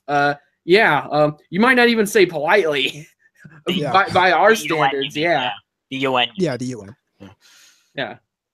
But here's and going back to this whole anime people thing. Here's one thing notice, and I don't like it's so far outside of where I am. It baffles me, because what I see is, and if you look at the people who were like we were against back in like 2011, 2012, most of them have calmed down. Well, the thing Like is, the vast majority of them are. they've been getting what they wanted. They've got One Punch Man and JoJo's Bizarre Adventure and new Dragon Ball. So, But I'm not even talking about like that. I'm talking like they've just calmed down. Like, when was the last time? When was the last time we heard anything super inflammatory from, say, Colony Drop? About when they had a magazine. Well, a functional blog. Super inflammatory. But what I'm saying is, Colony Drop's calmed down. I don't think Zach has calmed down. I don't think they've calmed down because they actually have stopped hating this stuff. Oh, I think they're just tired. That's my point, though. Like, there's people who get, because I gotta imagine it's tiring. I gotta imagine. You gotta imagine people have better shit to do. I got tired of Task Force Moe. You think I enjoyed myself doing all those? Well, the answer is yes. But I was gonna say enjoyed myself sometimes for sure. Being that upset all the time about cartoons. Only when you did the school days thing. which by the way, if you haven't read that yet, you gotta go look that up. That was only fun in hindsight. Let's be real. Well, I don't enjoy being that upset watching a cartoon. Well, it was great though, because every time you blogged, because he did every episode, and every episode you could see him getting incrementally more and more pissed off, and like you could tell too, because your word usage, your choice, your vulgarity started going through the roof. It was, I mean, it's not funny that you're getting mad. Oh, okay, it is, but it's not funny that you're mad. It's just interesting to see that passage if you read it in one swoop. Like how much you can see how much you're being soured every fucking time you're having to write about it. Like, I swear I'm gonna kill somebody. It's like, the best is the end of episode 10. Just because of what you wrote, and then Taisuke pulls some shit I can't even explain here without wanting to throw this computer through the wall. I seriously don't even like thinking about that scene. But that's my thing. A lot of these people who we were real hard against back in 2012 have calmed down. But there's certain people who have calmed down and certain people who just continue on doing this. Like, just continue on in this whole frame where somehow the media they consume makes them better people than people who watch. Like they're gonna to quote a friend of mine. It's like they're trying to win at fandom or something. Yeah, like they're trying to win some contest based on what cartoons they like. Which foreshadowing. Not understanding that nobody respects them except for other people like them. Oh yeah, it's like not understanding that outside we're all just huge fucking nerds. Oh yeah, talking about cartoons all the time. Do you really think the captain of the football team gives a fuck that you like Tanya the Evil? So do you really think anyone gives a fuck? You don't all have to be nerds. Dude, you're at a toy convention. Shut the fuck up. This is the guy at the fucking toy convention, K-Gods. Gathering. It wasn't a convention. It was a meetup. The toy collecting internet forum meetup. Like, talking about how we don't have to be nerds. And listen, I get it. You're insecure. You're insecure about it. Well, no. Here's the thing. It's not even that. I get it. I get that you don't have to be talking about toys 24/7 when you're at this meetup. Don't make such a big deal about. You think? But the thing is, none of us actually do that. You think I'm talking about anime and video games the whole time when I'm hanging out with the Geeky Panda at the anime convention? No. Like, We're talking dude, about dude, dude, go girls and back and listen. Go back and listen to the hashtag Jackass episode. Yeah, exactly. That's the kind of dumb shit me and my friends are doing. We're fucking all tired and just. Okay, in that case, it was just complete delirium, but no, that's the kind of dumb shit we'll be talking about. It's like, oh hey, that Rush song's on over the overhead speaker, and then you get to that somehow. Yeah, exactly. But it's like, I get it that you don't need to just be talking about subject matter all the time. But the thing is, I don't know anybody that really does that. About it. Nobody does that. That's the point. Nobody does that. I mean, yeah, there might be a couple of internet people who do that. The people who make a big deal out of that are the people who feel the need to broadcast broadcast. Oh, I'm not one of those kind of. I'm not one of those people. Those are the only people who feel the need to talk about. Oh, we don't have to talk about a subject matter all the time. We can talk about no shit, Skeezix. normal ass stuff that regular people talk about. It's like, okay, yeah, everyone does that. Yeah, it's like Urkel. You don't need to make a special thing out of it. It's like Urkel, bro. Not nobody I know does that. Well, my thing is, so what if the person is only talking about the subject matter? Why do you fucking care? Well, yeah. Unless they're talking about it to you, why do you care? Like you know, I mean, I could understand if they were pestering you, but if here's the thing. Maybe that person's just really passionate about the thing that they're. They're artistic. Well, here's the thing. At a very basic level, I get what that guy was saying, because he's saying we don't the toy thing doesn't need to be the only thing that connects all of us. We're all people, and we all have things we're doing in our lives, and we can talk about that. He as just well. phrased it in a shitty way. He phrased it, and it's not even in a shitty way. He phrased it in a way that assumes people aren't like that. It's not even that. It belies his actual viewpoint on this stuff. He's trying to set himself apart from those people, quote unquote, those people. Whoever those people are, he's trying to set himself apart from a certain other kind of nerd. Me at the time, when I was posting it, ostensibly VZ at the time, because I remember a lot of those people on the forum were basically up against you on everything. Well, check this out. How many of them work at a gas station now? And I mean, hey. Well, I think that person was I'm not one to. But I don't give a fuck what you do. You can still work at a gas station. I'm not one to. I know a chemist who actually works at a Taco Bell. Here's another thing. But I'm not one to shit on people's like regular life until they start doing that to other people. And again, at a very basic level, I get where he's coming from, but he's just phrasing it in a way that, and maybe he just misspoke. Maybe. No, I'm just gonna say he's a douchebag. The way he said it comes off as I don't want to seem like one of those people who can't talk about anything other than subject matter. The thing is, though, if you've seen enough of his posts, he's actually just an asswipe. Oh yeah, in context, that's the 90% sure that's what he's talking about. Yeah. This is the same gentleman who blamed the Sandy Hook thing on advanced capitalism. Another thing that I've it's like yeah, advanced capitalism, bro fist. I'm gonna, I know you hate him, Anubis. I mean, K-Gods, and that you're fine to hate him, but I'm gonna borrow a term from Dr. Phil, and I apologize. By the way, did I ever mention my dad met that dude?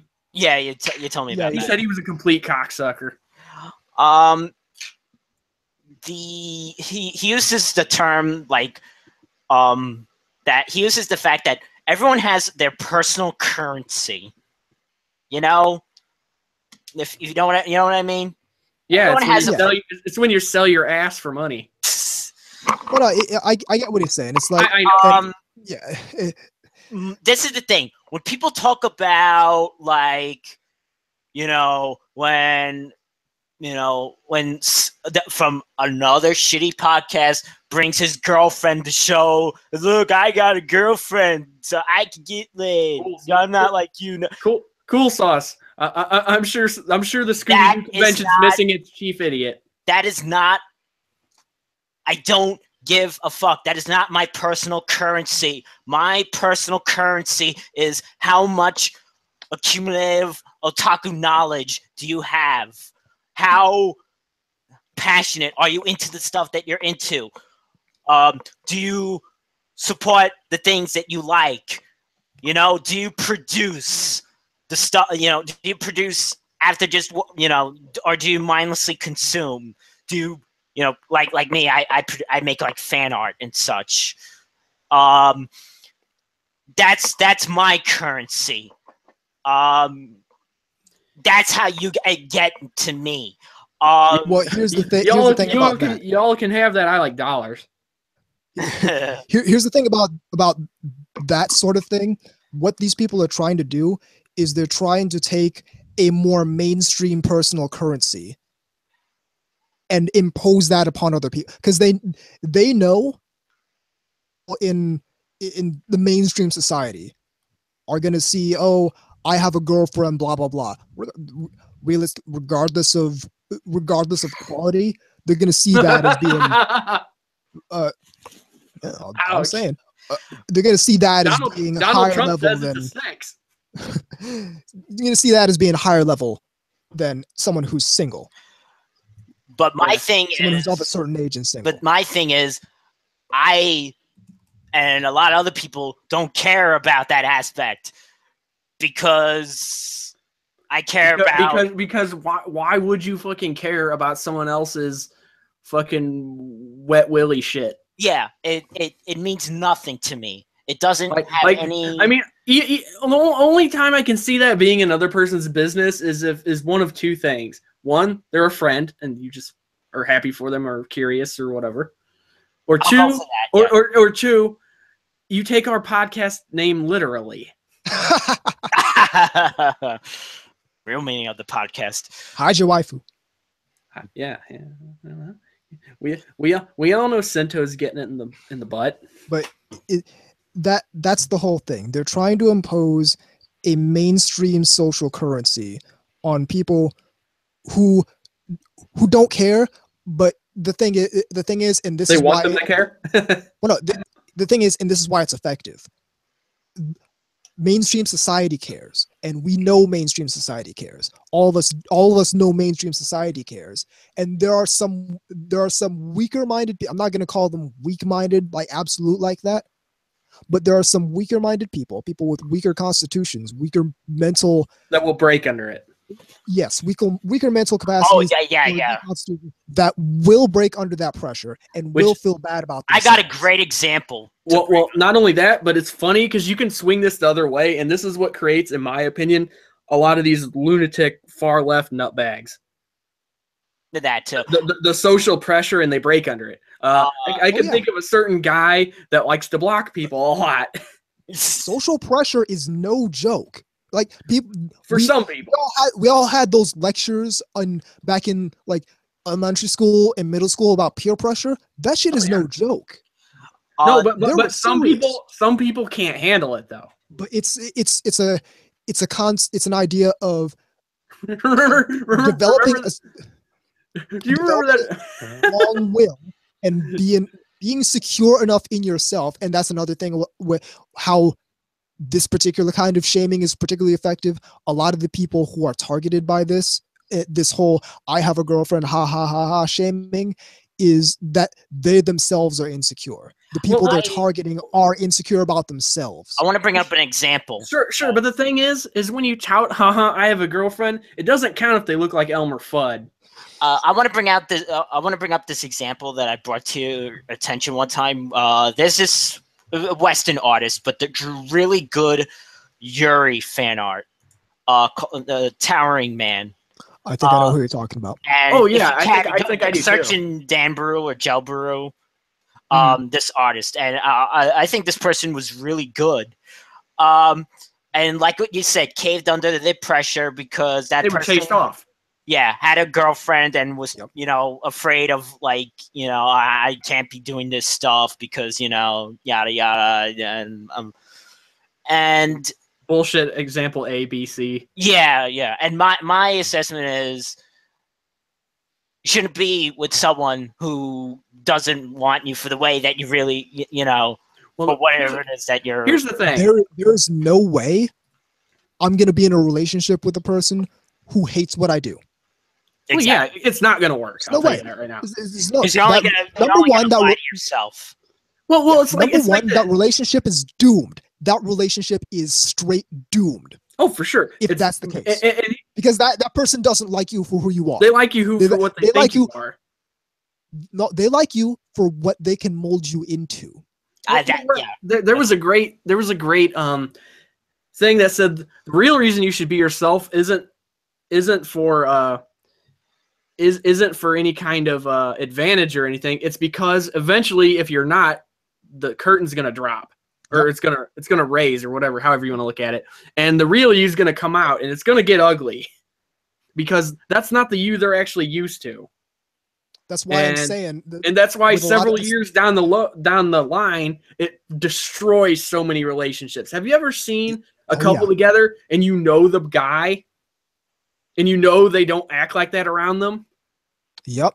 And then you know eventually it's like, this isn't going to last. You know it's not. It's, Because he's it's going like- to, because you know he's eventually going to fuck up. And when he does, it's going to be royal. Probably. Either he's gonna misstep, and the girl's gonna get on him for it, or he's just gonna be fed up with it And just start acting the like whole he did thing is gonna- before. I hate the whole people thing's that gonna lie use to that. themselves. This is why wait, hold up a second. This is why I'm saying you're not gonna find success by being a people pleaser.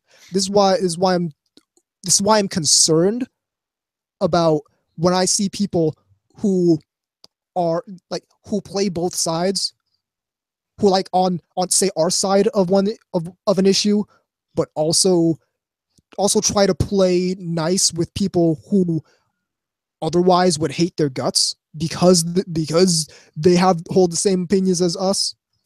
Because what you're doing is you're trying to play both sides, and It will bite you. at a certain point you're gonna be You will either be forced to make a choice or it's going to be real ugly real quick. circumstances are gonna happen such that you need to make a choice. And what I'm saying is you're not gonna get a lot of respect because here's the thing.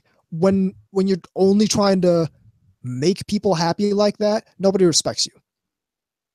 No, nobody respects someone who goes around and just does everything and tries to be everything to everybody. People respect fence sitter. people respect people who stick to their guns. They might not like everyone who sticks to their guns, but they respect people who stick to their guns. Yeah, I mean, I was going to make a joke. Ted Nugent sticks to his guns. I meant that literally. But yeah, go ahead, VZ. Well, I think that's it of what I said about that. I hate, like I said, I just hate people that aren't true to themselves because it's, you know. Well, here's the thing. There seems to be this weird, like, I haven't made peace with the fact that I'm a nerd. That. I think that's really pervasive in this and it's anime thing we're weird. talking about. And it's weird because it follows them into like their 30s. And it's like, dude, you need to get with it or you're going to end up like fucking like some sort of like roided out fucking, comic book guy. It's like you're 30 something and you still haven't made peace with the media you like. What's going on? There's something going on at that point. At some point, you do got to think it's a form of arrested development. Because it's, most of us have gotten through this. Okay, I am a nerd or a dork, or where you just kind of have to be like, I don't know. Some people, again, it depends on their age. I mean, some people remember getting shoved in a locker and all that. None of that kind of stuff really happened to me. I did see it happen to other people. I don't think it happened to me because I think people thought I was weird, and that combination actually tends to scare some people off, which was pretty useful, really. When people think you're going to go flip out and go Columbine on them or some shit, even though that's not remotely true, it tends to keep them away from you. Was it? I like they was it in high school? So someone thought that some people thought I was going to be the next Charles Manson. I'm like, thinking to myself, Charles Manson. The difference between Charles Manson and me is he was charismatic. I am not charismatic at all. He was able to get people to do what he wanted. It's like you're forgetting the key element that people never remember about Charles Manson. He wanted that record contract. You do know that's suspected. That's why he committed those murders, right? Like because that was the place where that the record guy was supposed to be staying, I believe, but he wasn't there, or something like that. I can't remember exactly how it goes. Yeah. But then didn't Sharon Tate buy it from him or live there? Fuck, I don't remember. But the point is, wrong place, wrong time for her. And yeah. But yeah, I definitely think a common thread running through all of this is I'm still struggling with my nerd image. Why are all these people so happy? I think that was another thing because you brought up with Columbine. There was a kind of mini hysteria about Columbine right after that. Oh yeah, like if you wore black T-shirts or boots, or big coats or anything like that, they were like, "Joe, just look at him. He's gonna be the next." Yeah. That totally. I remember that because I was old enough to where that was actually a thing, and which dates me considerably. My thing was just get in and just finish high school and then get the fuck out. Yeah, exactly. Yeah, it was. Yeah, I got the fuck out all right. If you know how I ended up leaving. Anyway, let's not go there. No, I don't. Expelled. Me, it was just get the 4 years, which I did. Out. Get to the college. Did I know this is completely a tangent, but since you mentioned the Columbine thing, there was a couple of weird things that happened after that. Now, obviously, they were weird about banning stuff after that, like big trench coats and yeah. But band shirts and stuff too, like Korn and all this stuff. It's like the funny thing about Korn is not the band. But the funny thing about that, I remember specifically, is because them and Marilyn Manson fans had this feud going on, at least at my school. Oh. Whereas like the Marilyn Manson fans, they made them get rid of their shirts, after that, which it made no sense, but whatever. But again, I don't even like any of these bands. I'm just bringing up a point. And okay, well, they got pissed about this because the Korn fans were mocking them for it, how they got their shirts taken away from them, being able to wear them. And so, and like retaliation for it, somebody went to like the school principal or like, I don't know who the hell they went to, but somebody in charge, and said that Korn, since it's spelled with a K, was short for kid porn. And then they made them get rid of all those too. It was pretty funny. But to suffice to say, guess who did the yearbook cover for? Cool. What did? They didn't give me any fucking credit though. Oh, or they just like and this drawing is by some guy. They didn't even mention my name. I was kind of pissed about that, but it was one of those like too late, and you should just begrudgingly accept that because it's already printed. You're out in high school. Move on. Did I tell you guys about how I got in trouble after that? About after the Columbine thing in gym? No. Did I ever mention that? Oh, okay. I have to. We were in. I don't know if your gym classes were like this, but they had squads where they segregated the men and women. No, the women were the girls were totally in a different. Yeah, because they had their own locker rooms and all that. Yeah. We get that. but yeah, which was good because when you got random boners doing jumping jacks and shit, that wasn't funny. The junior high school one was weird because it was literally they had this giant thing that split the half of the gym room literally in half, and it would roll back. And I used to do this weird optical illusion of looking at the floor, and it looked like the floor was moving, but not the thing rolling back the wall. Well, in any way, yeah. Holy shit. Okay. Me and my friends, after it was done, we're just sitting there, you know, when you're just sitting there up against the wall, bullshitting about stuff, waiting for lunch or whatever. Mm-hmm. Yes, I was normal at some point. We're sitting there, and this was like a year or maybe 2 after that. Yeah. And I made the comment about how some dipshit will walk in there with a fucking Pringles can and a battery pack strapped to it. Oh man, somebody overheard me. Oh. And one of the gym people, like wasn't a gym coach or anything, but just some, I don't fucking know who it was, but she got mad.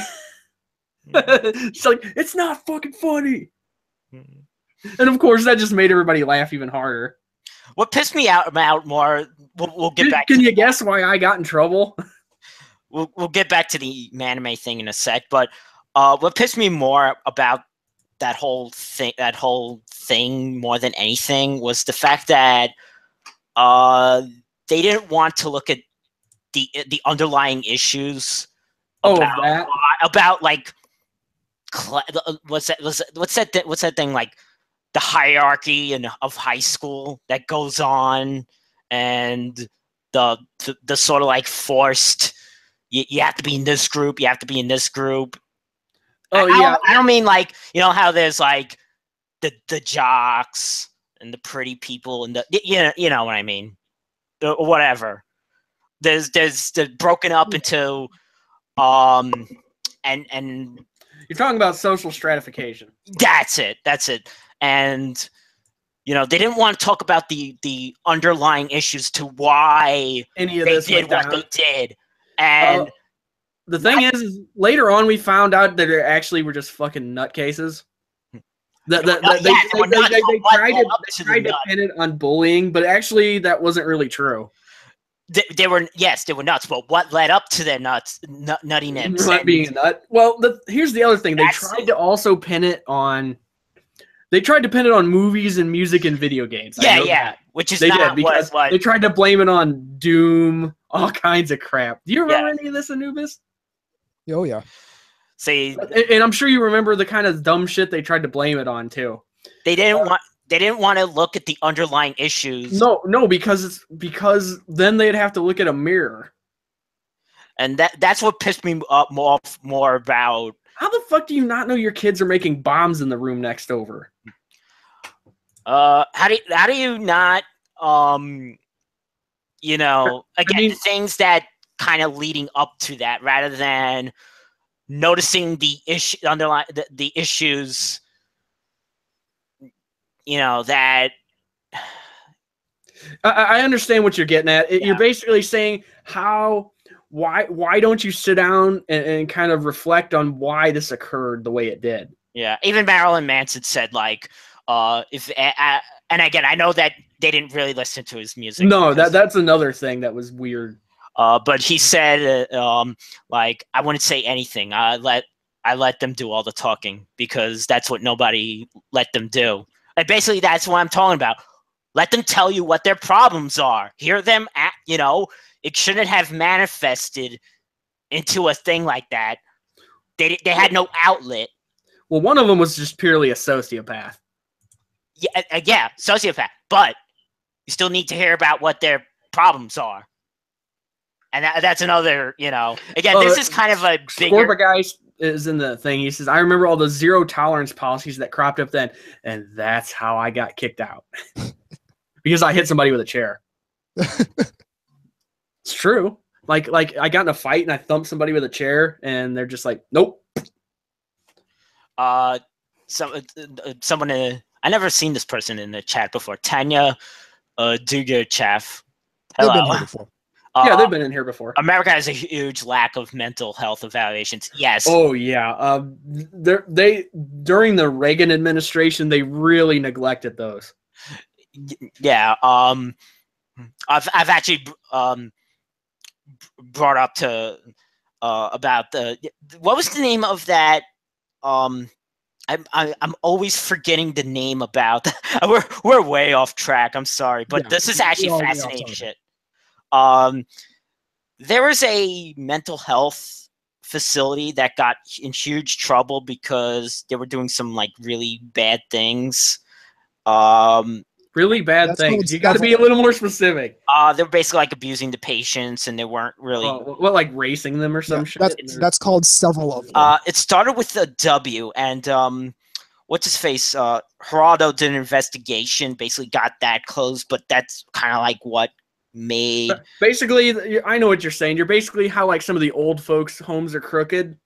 Yeah, and they're like just like fucking not feeding them and just giving them weird pills and shit. And my thing is, you should bring back those facilities and then make them work correctly. But the fact that you don't have places for, because there's as a New Yorker, and when I travel to city, I clearly see some people that really need out there. I'm sorry, man. I just got this visual of the typical like Italian New Yorker yelling obscenities at people like that aren't even there. I got a better one. When I was on the saw a guy on the train tracks, standing like this, like he was high on something. I'm gonna go with like opiates or heroin, because he was like.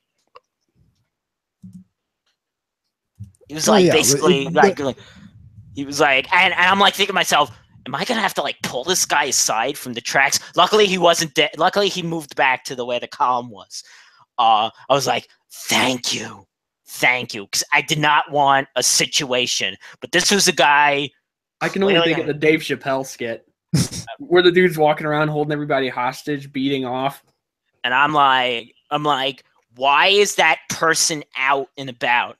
Why is that person not put in a facility? In a cage.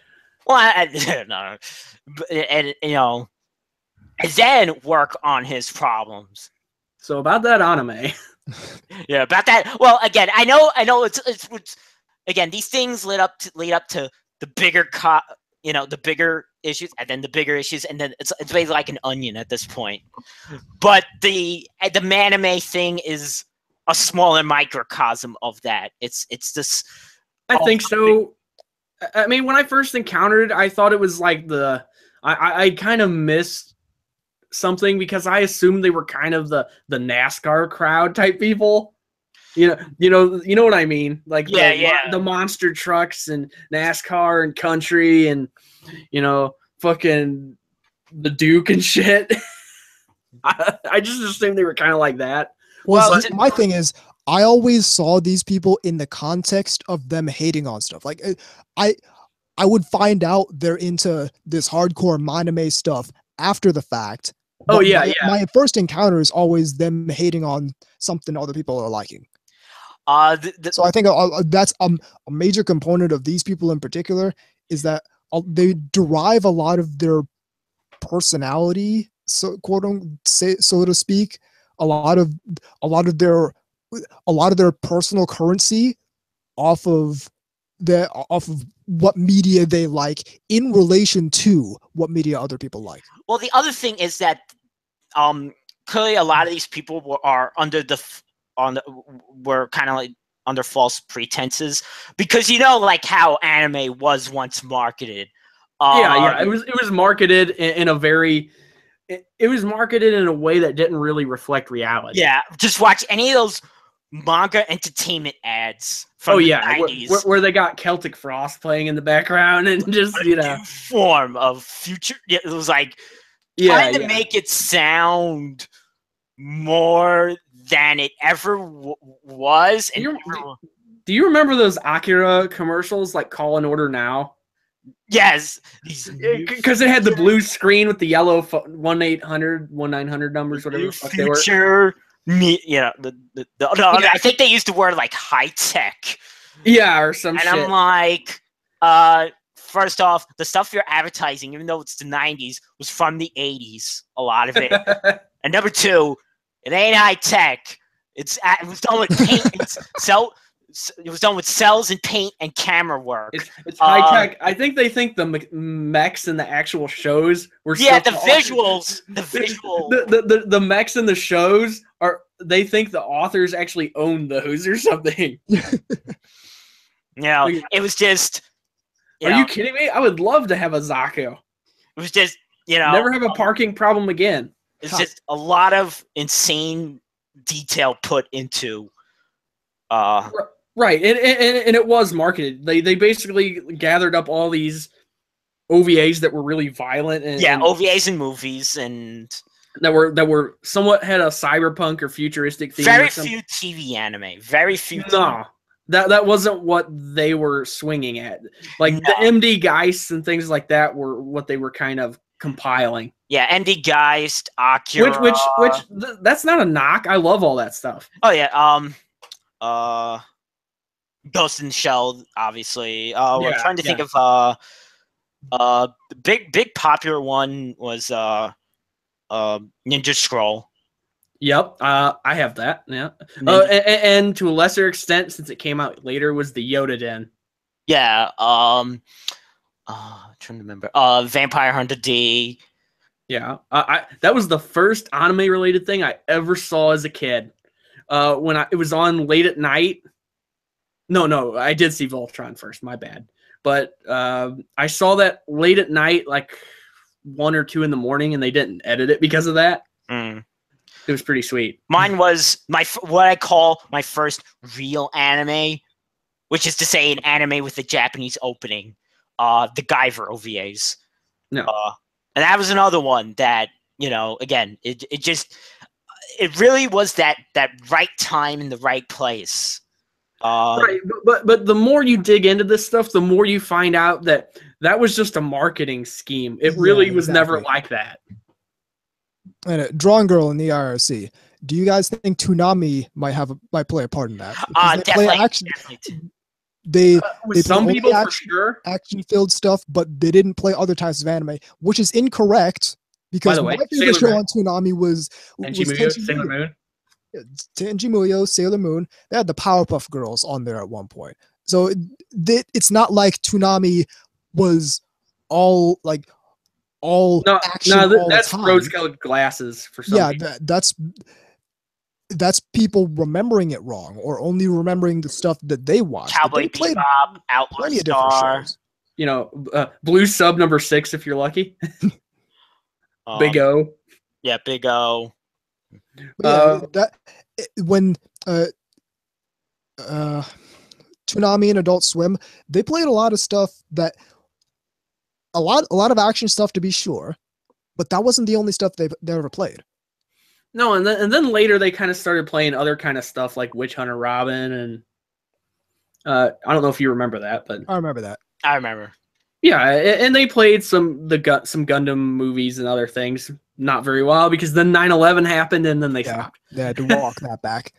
Yeah, it's just like, well, some towers just got taken out. We're gonna not play this show from 1979. At least they played the Gundam OVAs and Char's Counterattack. Yeah, and that's how I saw that stuff there on there. Yeah, and to be fair, I was already kind of into this stuff by then. I mean, everybody had probably seen Wing by that point, I'm sure. Right. Which is funny because people act like that's really manly, and it's definitely one of the most feminine ones there are. Like, do you know how much yaoi bait that spawns? Yeah, exactly. Like It was tailored I went- to I be went- that. I went It to was school. it was meant to be. It was tailored to be that. Yeah, I went to school with this girl who would fucking write these like really they were bad, but these really graphic like 50 Shades of Grey hero and duo oinking, kind of shit. And of course, all the guys were just kind of like, what? Did she write it or did she draw it too? Just wrote it as far as I know. She might have drew it, but I didn't see it. Oh, all right. That would have been great to see. Look, Yeah. Look as the death scythe enters the wing 0. oh, then that's like Rika from Haganai, where she gets off on the idea of the mecha actually doing the yaoi. Anubis is okay with this. 100%. But yeah, that's the whole thing. It's like they bought into marketing that didn't necessarily represent the truth about anime. Though to be fair, that was before the late 2000s when we caught up. So Yeah, so when it basically became impossible to lie about this medium. where we basically weren't like with the pickaxe going up the hill at that point. Yeah, exactly. Where we'd stopped getting the dregs. Like we'd stopped getting and stuff like a year or two later. Shows, stuff a year or two later at the very best, and we started getting stuff immediately. Video games were released almost, concurrently and shit. Yeah, exactly. Do you remember? I mean, I don't know if you will, since you're a little bit younger than us, Anubis. But do you remember that? Was that still a thing when you were younger, where like they'd release something and then the translation would take like a year or two later for us to even get the damn thing? Yeah, that was horrible. I'm glad that's not a thing anymore. I actually got one more point to make, and I think we got to take a break. Okay. Like we were talking about like the anime people and how they have their perspective on what they think the history of anime. But then there was also the people who really touted anime as like the sort of high art medium, and were citing like Miyazaki and Satoshi Kon. Yeah, but that's just it. You can pick anything out of a thing that's exemplary or but I remember for a long time they were really trying to make it like Satoshi Kon's things were way bigger than they actually were in Japan.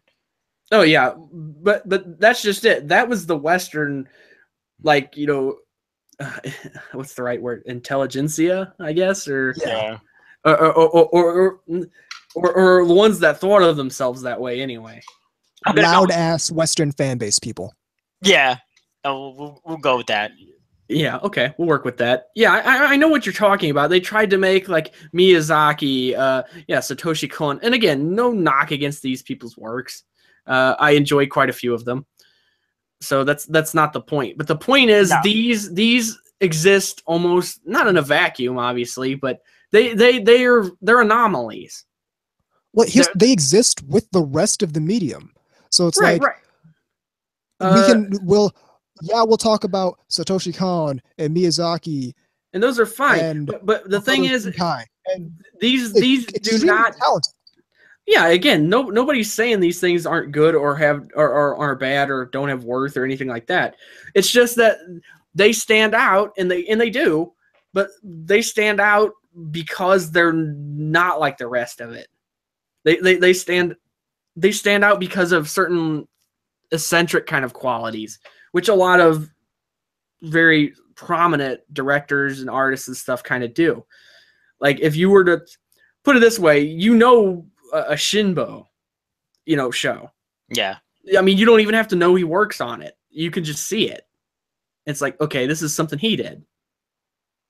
I mean, maybe not always. My whole thing is that exists in every single medium.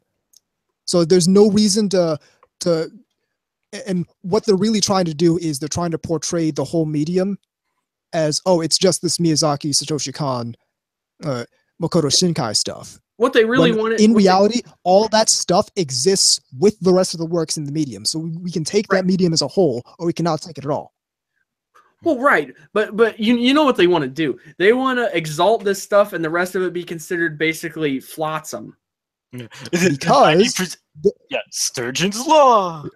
because their personal currency by feeling good about themselves based on what they well, that's just it. based on, How based on the low? media they consume in relation to other media. So How it's not even that they feel good about I watched Your Name and I enjoy it, so I feel good about myself.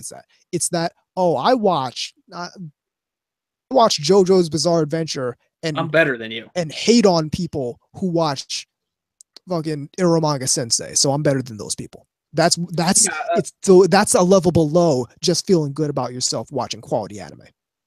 One does have to wonder if it's a self-esteem problem, like some kind of. You know what I mean? Because it's like, what kind of people have such a low opinion of themselves that they have to validate their existence through the media they watch? But then see, they'll turn around and say, "Oh, you're just the people like us. We lack self-awareness." No, I'm aware completely of what I watch. Here's the thing. Most of the stuff I like is not intellectual in the slightest, and I know that. Well, here's I the don't thing. care. You only see with the self-awareness thing, you only see one group of people in the anime fandom being told to laugh at themselves all the time. Ain't nobody out there telling the Gundam fandom or certainly not the anime people, oh, you guys just need to learn to laugh at yourselves. This from somebody in the Moe fandom. This from somebody who chugs beer like they're fucking trying to beat a Russian vodka master. All I'm saying is the only one group's being told that they need self-awareness and need to learn to laugh at themselves, when realistically everyone else is just laughing at them. Well, and that's just it. They act like people, and again, I don't know. Maybe I just haven't met enough otaku, but I don't know about you guys or okay, that's wrong. I don't know about other people, but I got all kinds of other shit in my life that fulfills that intellectual void. It's the same thing. I watch a lot of same thing. Science and documentaries. I read. I'm a bookworm. I'm a fucking bibliophile. Are you kidding me? Here. There is not any time in my life where I don't have a book on the back burner somewhere. I have a library card. I ever since I moved, I got one here. It's right down the street. I go there and about all kinds of shit too. I was never a reader of narrative stuff though. No, I can't say that. I'm really only recently getting back into narrative stuff. I mean, I love like Lovecraft. I like pulpy stuff like that, you know. Howard. I'm a big fan of reading books by successful business people. Right. That being said, have you picked up The Art of the Deal? No. I don't own that tome. I'm sorry. You're missing. I'm not reading that tome. The one from last year, Crippled America. Oh yeah. How many? Were these ghost written? I don't know, man. But I think you hit on something really. I'm gonna write a book called Tripled Fandom. There you go. Tripled Fandom. Is this about Kwame? That's the title of the episode, by the way. There you go. But that I think you hit on something there, because we're all these people who have to hyper intellectualize about anime. What do you do in your other time? Yeah, we're gratified by other intellectual pursuits, and we don't need our cartoons to intellectually gratify us. But what else? What are these people doing with their time that they need anime to intellectually gratify? Intellectual stimuli like that. And I think that goes for all on multiple spectra. All the anime people, where they're trying to feel good about themselves based on their media preferences, and where else are they? Obviously, they're not getting feel good from anywhere else in their life. They're not getting those endorphins, yo. Or you know, they're not getting the dopamine, man. Or alternatively, they're watching this anime and feeling manly and whatnot. Yeah, see that's a good point. I don't think the anime that from somewhere else in their life. I don't think the Monome people do it for intellectual stimulation. I think that's the other people VZ was talking about. Yeah. Which is weird, and I know I'm going to get bit for this, but even the smartest of anime never struck me as anything beyond like entry-level psych or anything like that. Panty and stocking is intellectual. Well, I learned a lot from it. Galco I learned a lot too. About You know. it. You think about it? But no. Do you know what I mean, though? Yeah. Like, Oh yeah. what do these people do in their free time? I mean, that's the mystery. Because I mean, do they there's- just like drink? I mean, which is there's fine every so once in a while, much- I guess. But which is cool in the gang, and if that's what they do in their free time, that's cool. My problem is Real when smart. you start to get into when you start to get in fandom and start imposing your own value structure upon me based on what media I like. like, But Have you the ever- whole thing is it's like, and I especially got these people who spend a lot of time bitching on Twitter.com, especially those people. It's like, what else are you doing? I don't have time to do that. I have too much to do. no, quite frankly, I don't know about some of these people, but you know, I actually do yard care for my actual house. I don't have like a rent boy or someone who does it. You know, It's like, I'm drawing too much shit to care about. I'm out here selling these anime figures. Oh, yeah, Time consuming. Yeah, way I don't too have much. time to be hey, on. you're the to be on time stuff enforcer. You bitching. make the time. I enforce the time. All right, I think we'll take a break. Yes, that is indeed the break. Keep it right here on NTR Radio. I will be right back. Solid copy. All right. I am so smart. SMRT. SMRT. I love that joke. Did you actually know? And again, this is so fucking nerdy that I know this. Did you actually know that was a completely ad-lib thing? So he Like actually Dan Castellaneta actually just did that on the spot. I remember hearing that in a like a commentary. Yes, I watch commentaries. That alone probably tells you how big of a complete. That's too loud.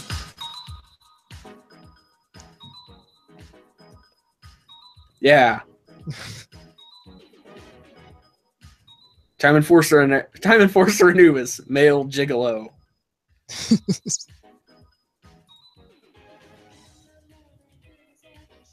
Non-binary gigolo. Get this chart up. Oh yeah, fuck, I forgot about that. Chart. No, but I don't understand that. I've never understood that. It's like, well, why do you need this to be like your brain food? Like, don't you have anything else? I mean, or worse, does everything you do have to be brain food? That's the opposite type. That's the opposite spectrum. And Like, I'm not convinced any of these people are like that. they just want you to 'Cause, think like, they are. Not even they want to. How many of these people smoke pot? If every one of them, if these people thought everything else, if everything needed to be their intellectual pursuit, wouldn't they be a lot smarter and more articulate?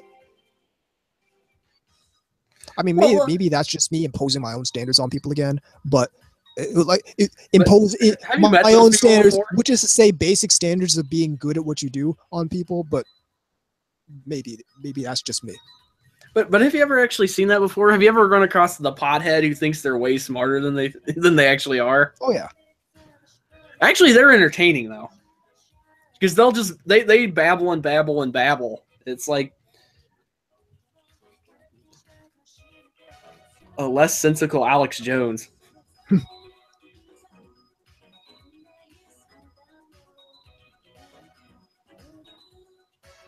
I'm surprised we haven't gotten a drop in from him yet. From Alex Jones.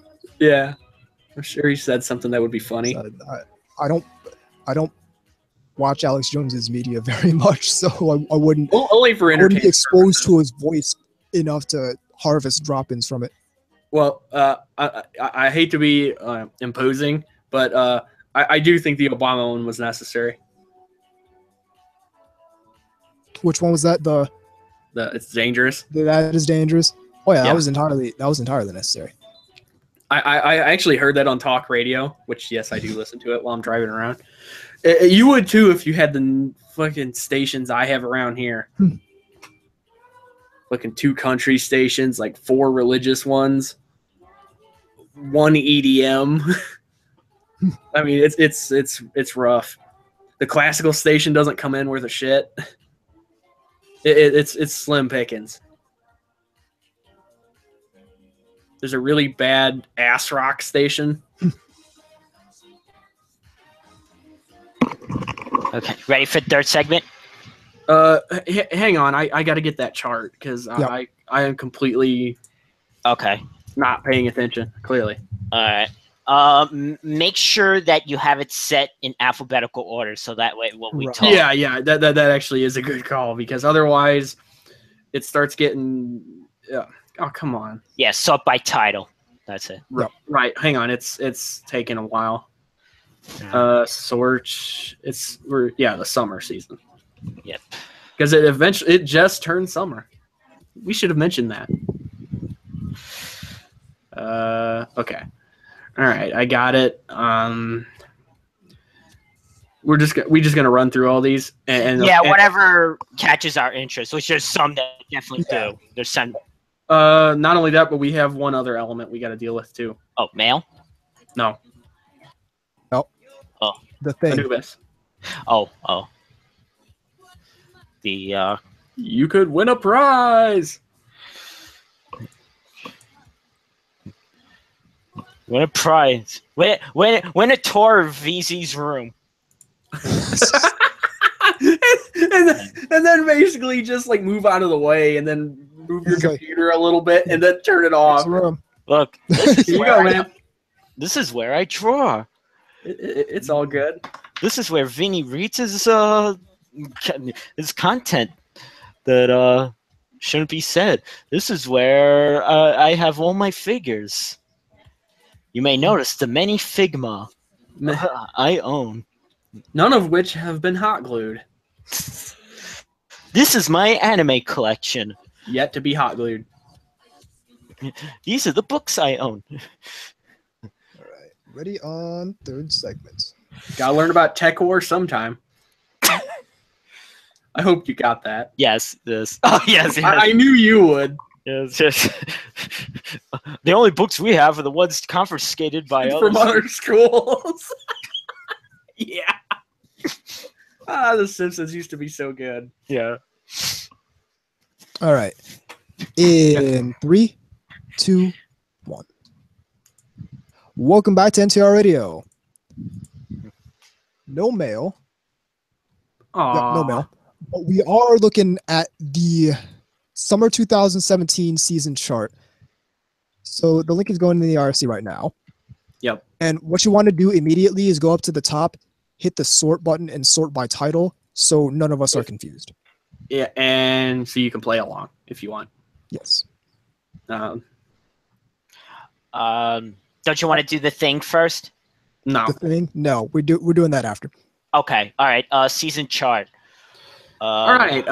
How do you pronounce this first one? 18F?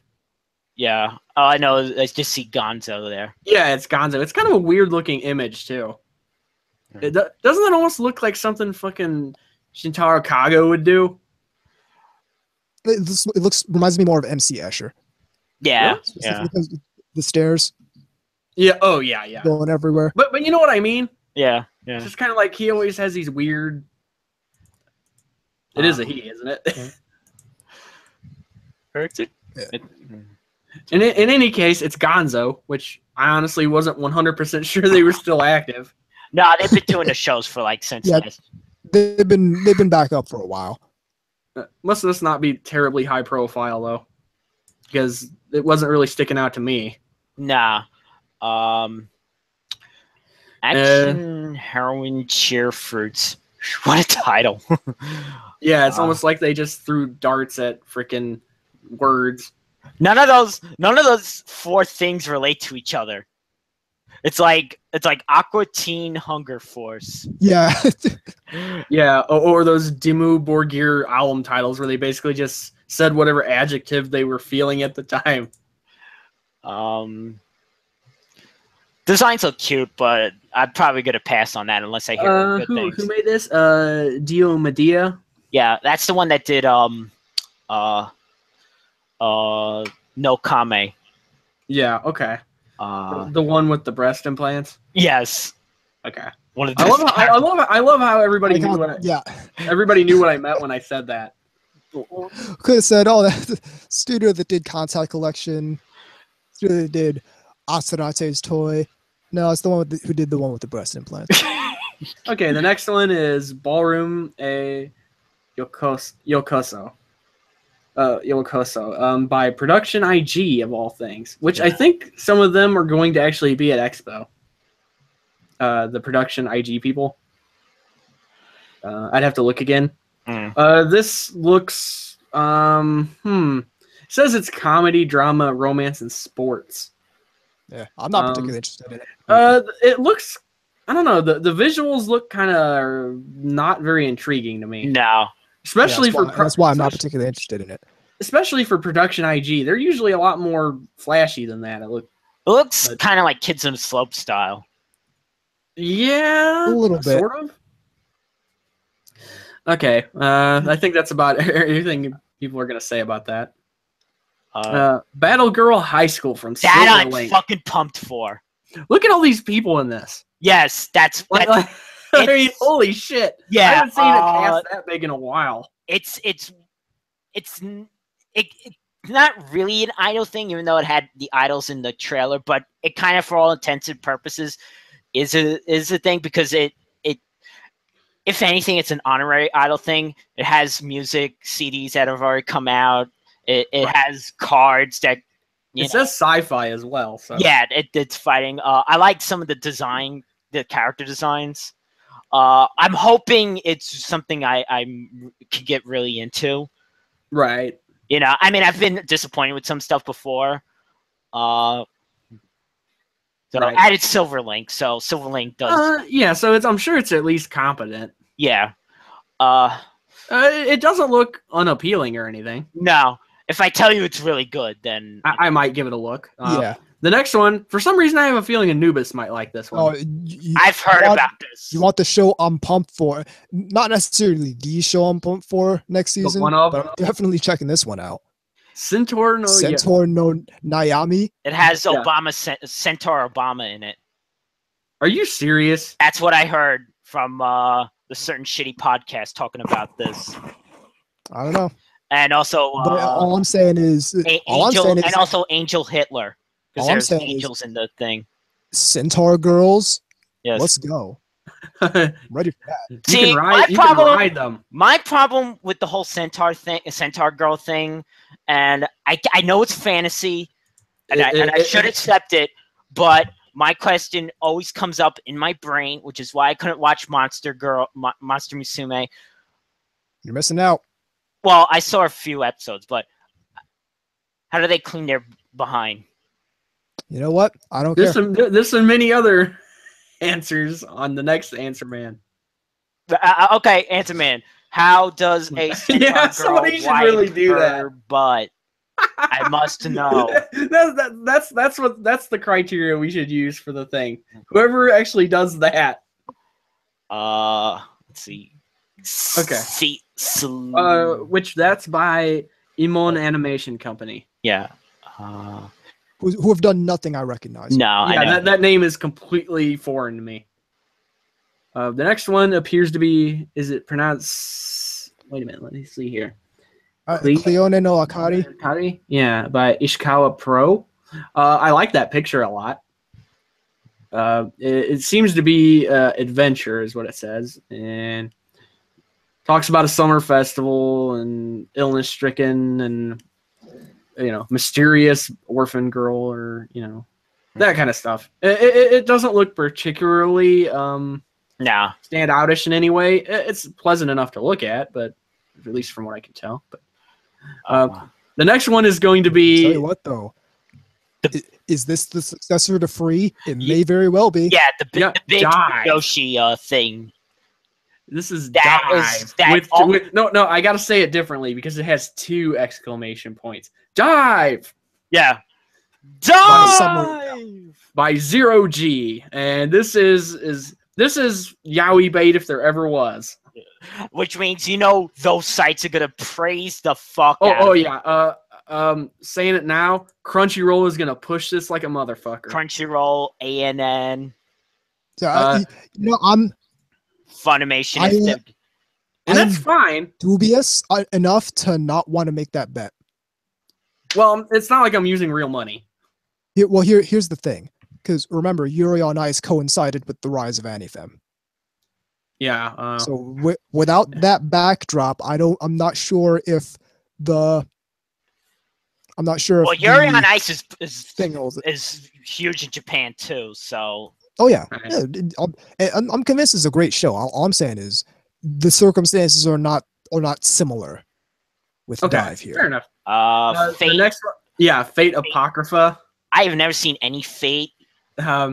Someone's People getting I've ready. seen when they the kill. Unlimited Blade Works movie and I enjoyed it, but Fate is not a thing that I'm way too into like that. This Villainous will be all over this. I have a feeling. I know yeah. some of the. I know some of the. A1 Pictures, of course. Yeah, I know some of the character names though, and I know some of the memes of like people die when they are killed, Yes. which was like poor subtitling. Yeah, to say the least. The next one on the list is Gamers Yes. by Now, by, this one by, I'm looking forward to. by, Yeah, I'm gonna try that one. by Pine Jam. Not to be Pine Jam. confused with Pearl Jam. Yeah, which is not only a band, not only a alternative rock band, but also the name of a Black Dog Dojin of Sailor Moon. Now I'm just imagining pine flavored jam. That sounds disgusting. Sounds absolutely And disgusting. it's green. well, And it has needles in it. Hey, somebody's gonna complain about the name of this. It's called Gamers. They should call it Players. Oh. You know how they Gamers tried. Plus. Yeah, you know how they. Yeah, you know how they tried to do that. They tried to like tear down the term gamer and really push for players. It's like that's not gonna happen. We already have the word player for something, and it's usually not considered a good thing. Yeah. Well, that's like when the gambling community tried to bogart the term gaming Oh for what yeah. they do because gambling has a negative connotation. Yep. Okay, and so Anubis is interested in that one. This next one, I think, has got a lot of people's attention. Including me. This one I'm really Hajimete no Gal Yes. by Naz or Nas. Yes, N-A-Z. Jesus Christ, look at this short character. Yes. Yeah, yes. like holy shit. Did she escape from Icon? Yeah, I was about to say, are we back at Icon now? What's going on? Yes, I love that design. I actually like the girl who looks like the homegirl from SYD. In the back there. Yeah. I know. Oh, yeah. I know what you mean. She looks a lot like her actually. She has nice thighs. What's weird is this one's coming in later in the season. Yeah, and it's only going to be 10 episodes. Right. Wow.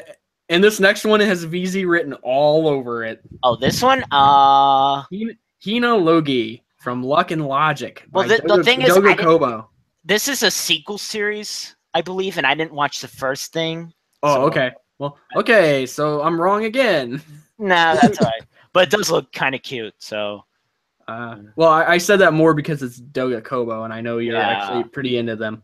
Uh, And let's see here.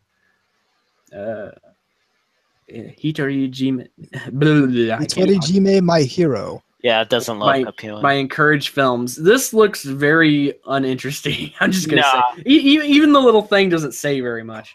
Yeah. Well, evidently, it's supposed to be based off of some other property.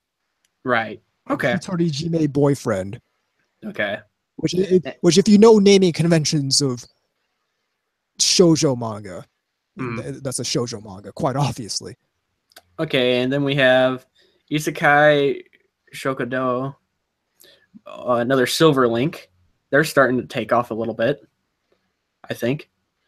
Because you're starting to see them put out more and more shows now. Yeah. Yeah.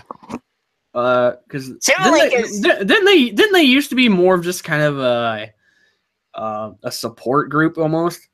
I think so. Over the years, they've been making some more, but I think they've gotten to the point where they can, as you can see, do more than one in a season. So, Yeah, exactly. That's what I'm saying. Is they seem like they're branching out more on their own now. I think they used to be just more of a supplementary group. yeah. Where they just kind of bolstered other studios. Yeah. But maybe I'm wrong. The girl looks cute. She almost looks like she should be in Working. Yeah. If you look closer, she has like horns. Oh wow! yeah, she No, does. I didn't notice that. Holy shit! Interesting. The next one, Isekai wa Smartphone Totomo ni. Yeah, that name I don't like it. It's not quite long enough to piss me off. But close. Close. The Getting there. next one is new Jikoku Shoujo. That's Hell Girl. I've actually seen a little bit of Hell Girl. Yoi no Togi. Yeah. I've seen none of it. Studio Dean is doing that. I like her design. I do. that was that very short period I had the Funimation channel, Oh, okay. and I could have sworn I saw some of it. All right. I just remember the episodes are very episodic Right. Okay. because So it's always like her counting a different group of people that kind of want her to do stuff. all right. Jikan no she. Shihaisa. Which, if you look at that description, that's basically Time Enforcers, the animated series. So interested? No, they stole no, my life not- story. I'm not particularly interested in watching this, but it is interesting how if you read that, that's basically Yeah, you could consider these people Time Enforcers. they're sliders. Wah, wah, wah, wah. Okay. The next one that comes up here is Kakegurui. Yeah, by Mappa. Sorry. I like the uniforms. They kind of almost remind me of. First off, you don't see a lot of them that are just plain red like that. Mm. Or maybe I'm just. I don't know. They almost remind me of like those blazers they said were in the anime 18 things, but they're clearly full of crap.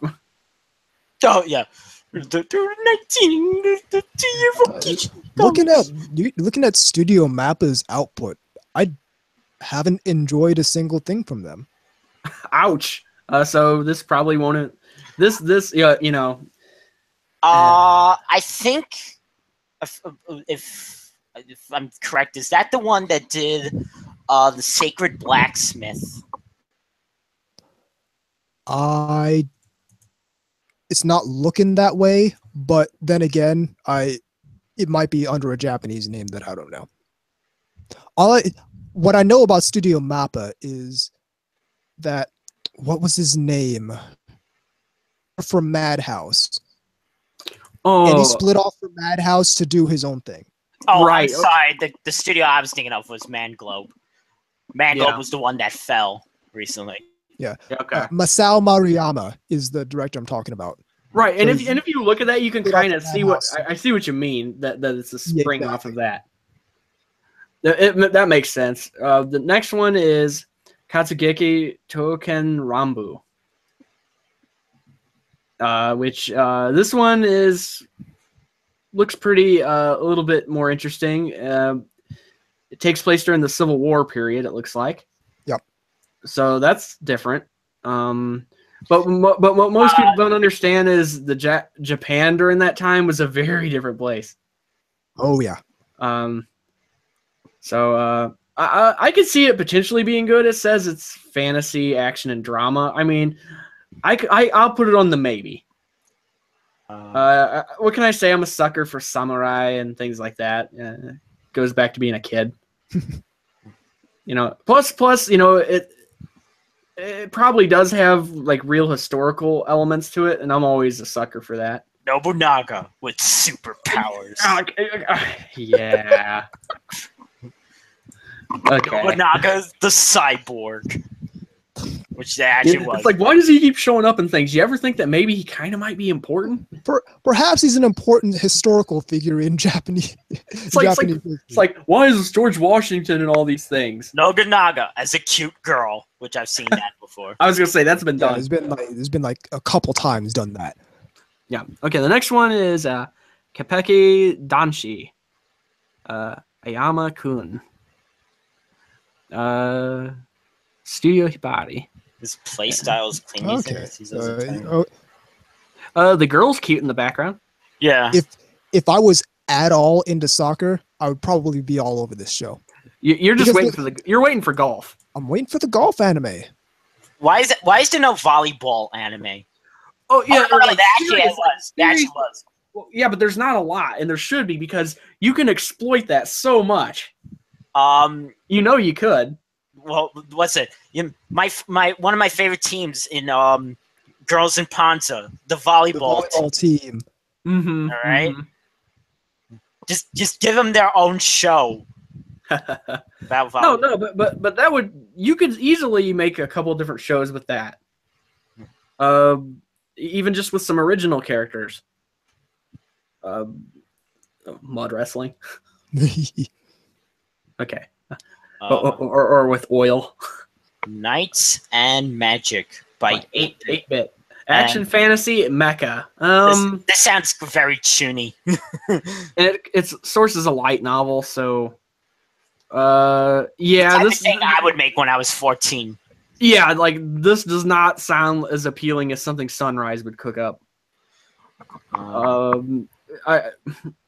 Also the name Ernesti Echevara or Varia, whatever.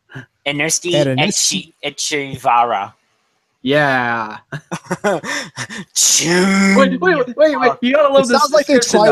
Sounds like they're trying really hard to make a Tomino name, and they just can't get there. They can't quite make it. But listen, in the story, a Japanese mecha otaku dies in a car accident, and his soul is reincarnated into another world. Yeah. Okay. It's an isekai anime, so they all started out the same way. Somehow we're in another world now, and now we have to deal with that. Yeah. Koei to Uso. Leading films. These are forbidden. This looks kind of like your typical shoujo. Yeah, sort of. It does. Yeah. I see the red string of fate there. Yeah, I mean everything about this, just you know what kind of show this is gonna be. For good or for ill, whatever you're into. It could be good. I don't know. Somebody else take the wheel. Get tired of talking. Konbini Katashi from Studio Piero. Okay, it says Slice of Life. Okay, I can tell you right now, the girl in the lower right, there's going to be so much porn of that character. Oh, the you glasses. know it's true. You know it's true. Look at that outfit. No? The glasses one? Yeah. She's in the same school uniform the rest of the characters are in. Yeah, I know, but she's different. She's got glasses and a particularly odd-looking hairstyle right there, though. Yeah, I see where you're coming from with that. Oh, Okay, hang on. She's also voiced by Rie Kugamiya. Oh, interesting. So there's that. The next one, Made in Abyss. I like the name, but I don't like this visual at all. Nah. It's by... It reminds me of Final Fantasy IX. It does, but Final Fantasy IX was charming. This does not look charming. Not to me. I don't know. This is the same Kinema Citrus, the same studio that did Under the Dog. Well, okay. Well, there you go. And then you have Mahojin Guru. Yo, yeah, that's like an old thing that they're. Yeah, I knew that. But that's Production IG. You can just see that's been just the visuals make it kind of clear that that's been around for a while. Yeah. Okay, this is gonna Up be next. the one that everybody's gonna be talking about. Madhouse continues making anime for nobody. Marvel Marvel Future Future Avengers. Marvel Future Avengers. Okay, here's the thing. My question is, do Doujinshi even get made for these? I doubt it. Oh, for the Marvel things, I've Yeah, never it's seen. it's like just like I don't know, fucking Rogue get rammed by fucking Magneto or something. I could just magnetize all the dildos I want. That's that visual is not. good I for don't my even have brain. to use a vibrating one. I could just use my powers to make it go in and out. Wow. Because everybody who escapes from the Holocaust turns into a supervillain. Of course. Okay. Maybe we could just come up with these doujin ideas, like Yeah. Let's do that for something other than Marvel. Yeah, at very least. Okay, Nanamaru Sanbatsu? Sanbatsu. TMS. Yes. Entertainment. This appears just as comedy. appealing. Yeah, that doesn't look like it would appeal to me too much. Anubis, take the next one. It looks like it could be a perfectly fine show, but moving on. New game. Okay. You got it. There's two, man. Okay. I don't know how to pronounce 2 exclamation points. I know how to pronounce 1 exclamation point, but You I gotta- don't know you- if it's supposed to have a different. You saw inflection Deadpool, right? Or if I'm I don't just know if I'm gonna gonna have to. watch this one though. Hey, you I'm- saw I'm- Deadpool, right? I'm totally gonna watch this, but what I'm saying is they missed. This is egregiously unrealized potential because they should have named it New Game Plus. Well, clearly, yeah. That's That would have I made did see the made OA, I sense. did see the OAD, the OVA or OAD that came out. But that Anubis. would have made sense, been easy to pronounce, and it would have been clever. Well, okay, but here's the deal. You saw the Deadpool, right? Yeah. Remember him explaining how you got to say wham? No. You don't remember that? No. Because he's like, you don't just say wham, you say wham because of the exclamation mark Yeah, Yeah. but that's 1 exclamation mark. How do you pronounce 2 exclamation marks? with more feeling. How much more feeling? How am I supposed to know that? Uh, Where's the demarcate? What if I pronounced 1 exclamation point with just enough feeling for 2? We don't know. That's why it should be named New Game Plus, because I don't know how to pronounce 2 exclamation points. okay. Uh, Here you, and VZ, this one's all you. Orari Monogatari Ge. I Third don't think season it's gay. or Gi. Yeah, Gi. Third season of Monogatari series, second half contains the arcs Mayoi Hell. Sounds Mayoi bad. fucking back. I love the fact that they appear to be on a jungle gym. Hitagi Rendezvous. That's how it's pronounced. Rendezvous. And Ogi Dark from the Ori Monogatari light novels. This is the The end of our youth. on the morning. Okay. Okay. The next one appears to be Princess Principal, which I do not like this name one little bit. Again, it says action adventure. The only thing I see coming out of this one is people who really like the uniforms, maybe. Yeah. Although she is holding a gun for some reason. Sayuki Reload Blast. I've heard of Sayuki Reload Blast. Wow. By Platinum Vision. Wow, what is that noise? Oh, that was the fan. Sorry, I moved the wrong. Sorry. Okay, moving on. Okay. More Sympho Gear coming. I've never seen Yep. any Sympho gear. I still had to see Sympho Gear. I always like the name of the studio that does this. Satellite. Yeah. That's great. That's Koji. That's Shoji Kawamori's studio. Studio. Yeah, I know. I just like the name. Okay, here we go. Shogoku. Shogoku. God damn it. Where's the drop in? That. Shokoku no Altair. Yes, another Mappa one. Visually, of course, it looks good, but at least from the. But I mean, it looks perfectly fine visually, but nothing about the visuals make me want to check it out.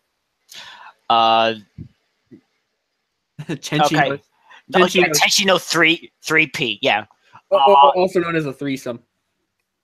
I'm pumped for that one too. You know why? The girl in the back. Well, no, not just that. Same creator, author, or artist as Rokubu. Same studio as well. Yeah. Yep. So I'm definitely and someone else that listens to us. I'm sure he's Also, same studio as Netoge, which I really enjoyed from a couple seasons ago. yeah. Right. I'm not pumped for this one. In fact, I looked at the character designs just now, and it looks like Western fanbait fodder. The Reflection Wave 1? Yeah. By Studio Dean. Dean Martin? Don't stop. Go. Oh, wow. Okay. So this is a Stan Lee property. Oh, it is. No wonder it looks like comic. Okay, that makes a lot of sense. Moving along, we have the wonderfully entitled Vatican Kisuke Shosakan by JC Staff. Staff, what are you doing? JC Staff, this is not your in this area of expertise. This is what I'm talking about. When JC Staff tries to do these action things.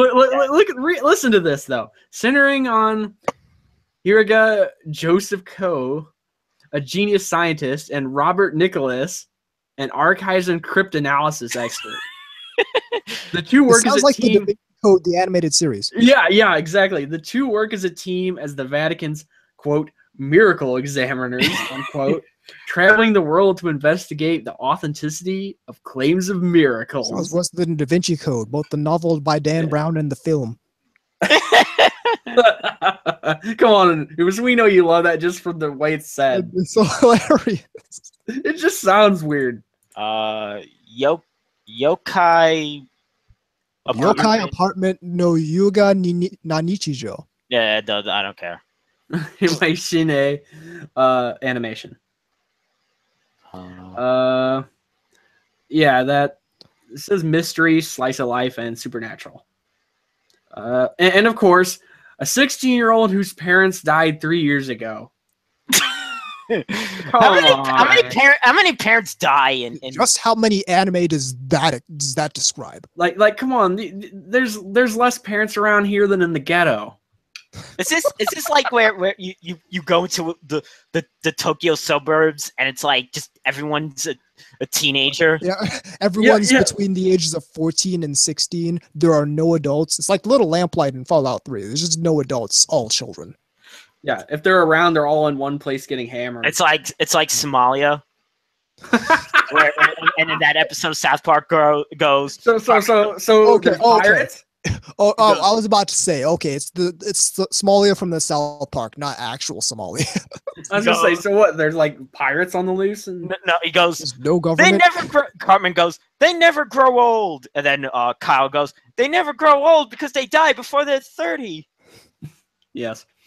And the last one for the TV series, besides The Leftovers, is Yokoso Jitsu Ryoku. Yeah.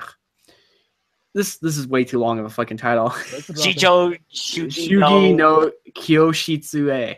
Yeah. That looks very similar to Toradora. Doesn't that look like Toradora almost? Yes, it does. It kind of does, actually, yeah. I see what you're saying as soon as you said it. They also got kind of those red blazer looking deals.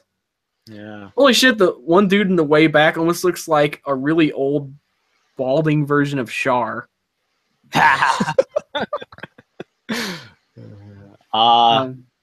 Leftovers. Yeah, none of these I care about because I'm not. My Hero Academia 2, Recreators, Sakura Reset. I really actually need to catch up on Sakura Quest.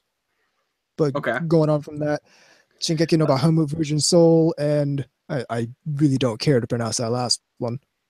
Because now there's not because I don't like it. Yeah. I don't even know what it is, but I'm tired of saying names. Okay, but we got some shorts. Aho Girl.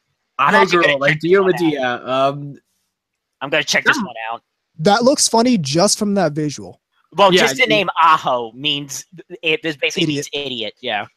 Yeah, idiot girl.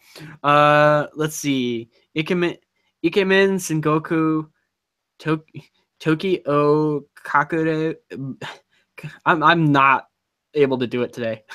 No, but that premise. Jesus fucking dude. That's another time enforcer premise. Yeah.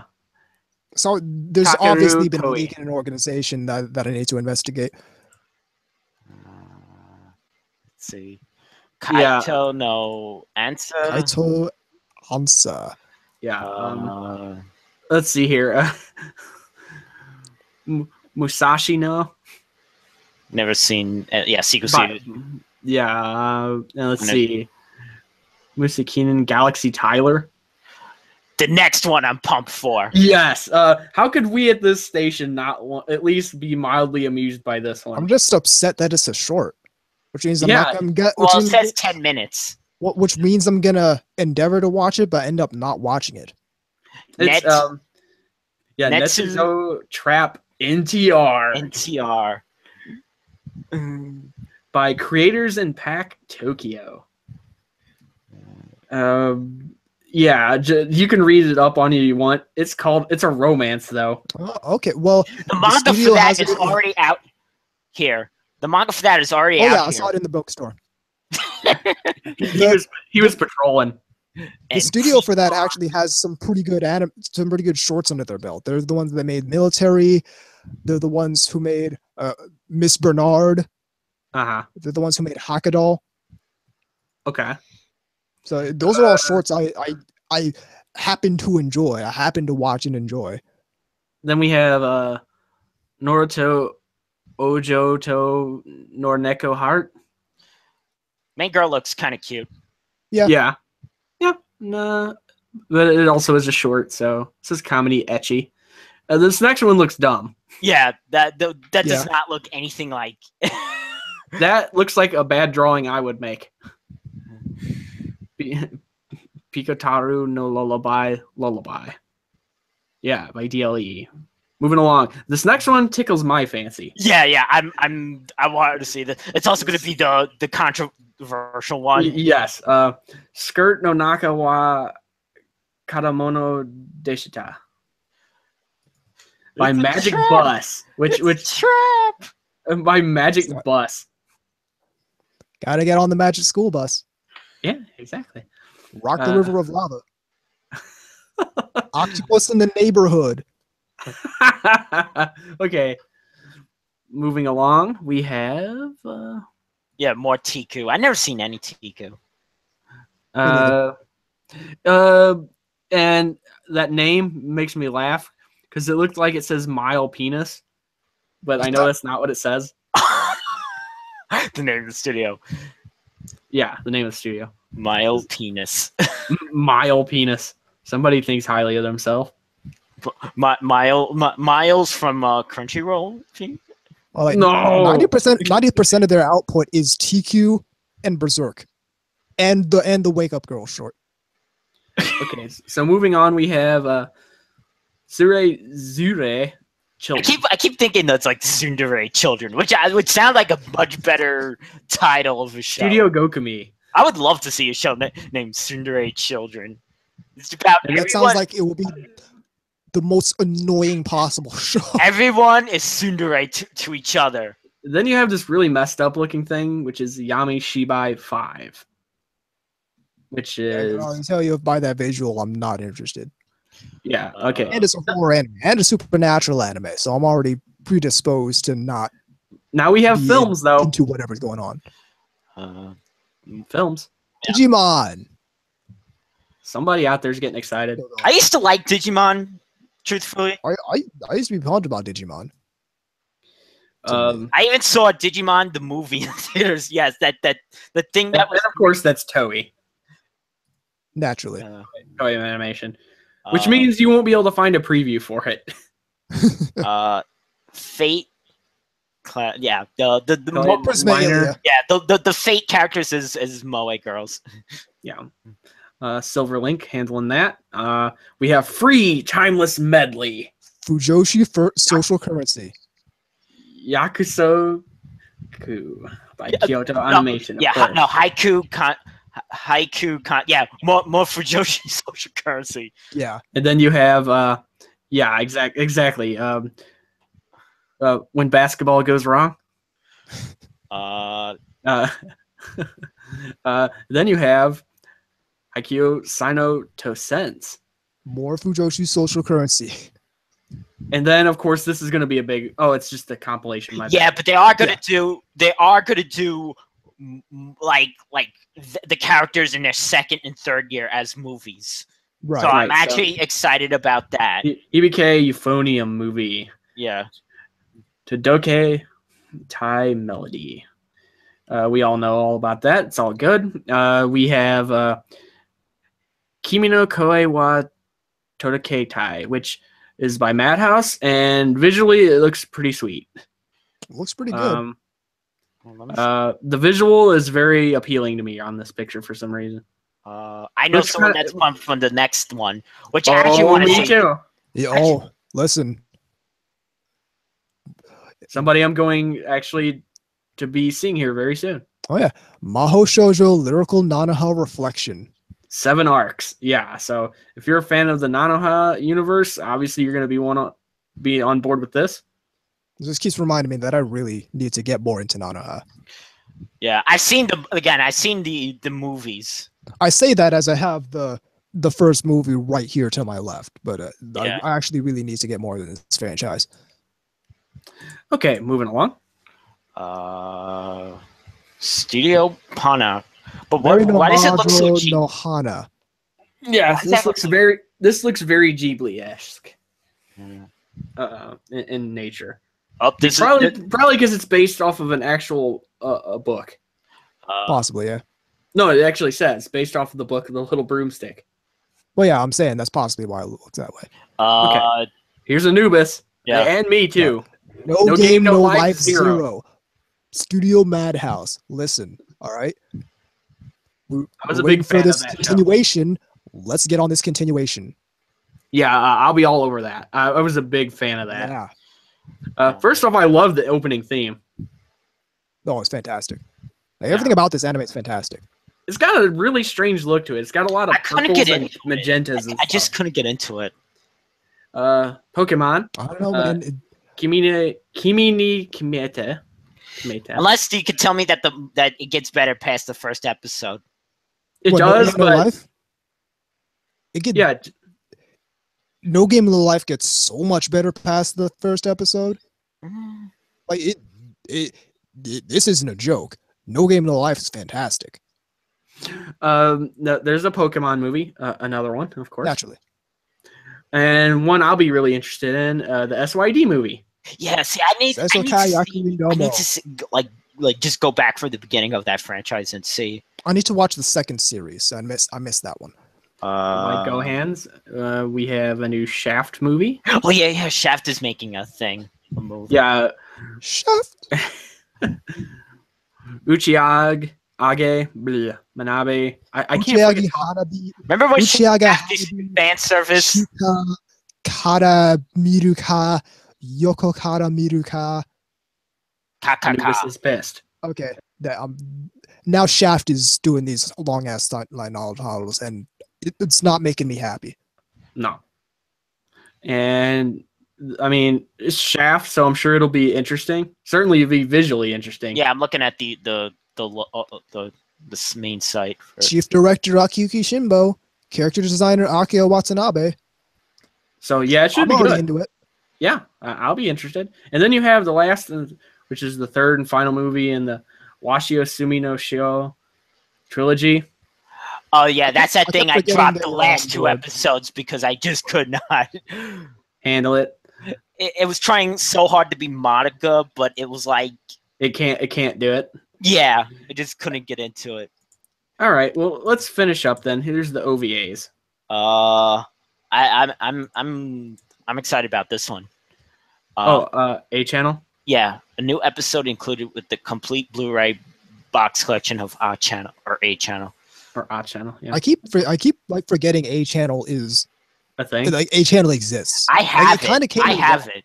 and it's like, yeah, but it's like it kind of came and went Yeah, because it was And- 2011.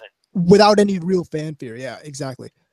Then we have Binan Kyokyo Chikyu love, love, love. love. We're, These fucking titles, man. we're getting the drop in. Mission failed.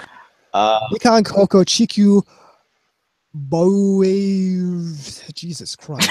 Dude, Okay, I'm not gonna bother. Studio comments. We're done. Bungo Stray Dogs 2. Bungo Stray Isn't Dogs. that like Western fan bait fodder? Well, it is I don't Bones, know. but I don't It's know. Studio I Yeah, honestly okay. don't know. I've, There you go. I've enjoyed like one anime from Studio Bones. It's Bones the is same. Bones is yeah, but okay. Now this one's gonna be interesting because they're actually premiering this at Expo, if I'm not mistaken. Ooh. Card Captor Sakura, Cleared Card Hen, Prologue, Sakura To,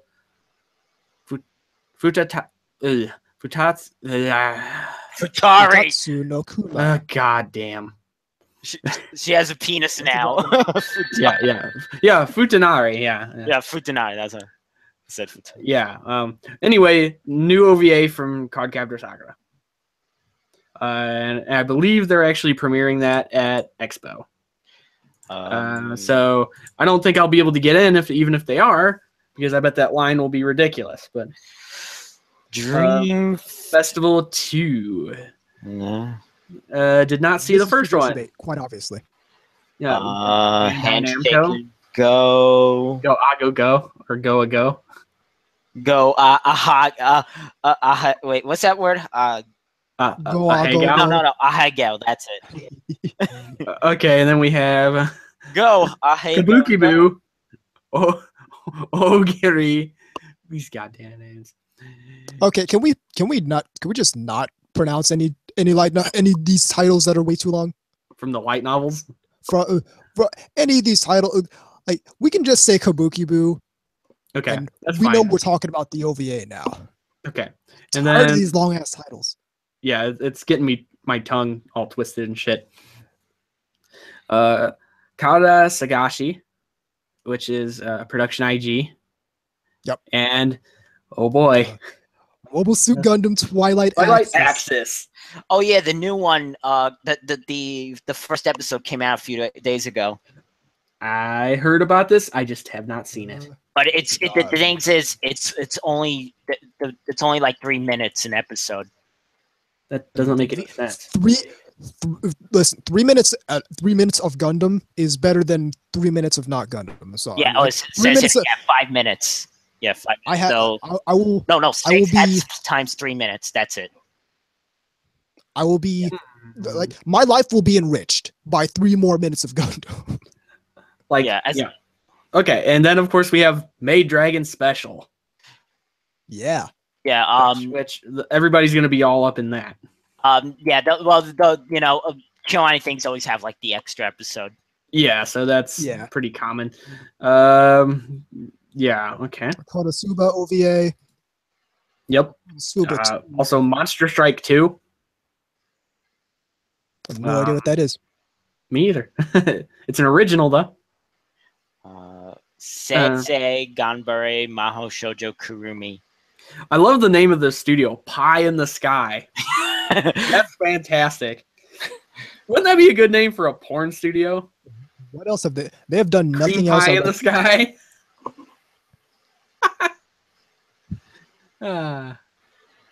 Okay, I'll shut up.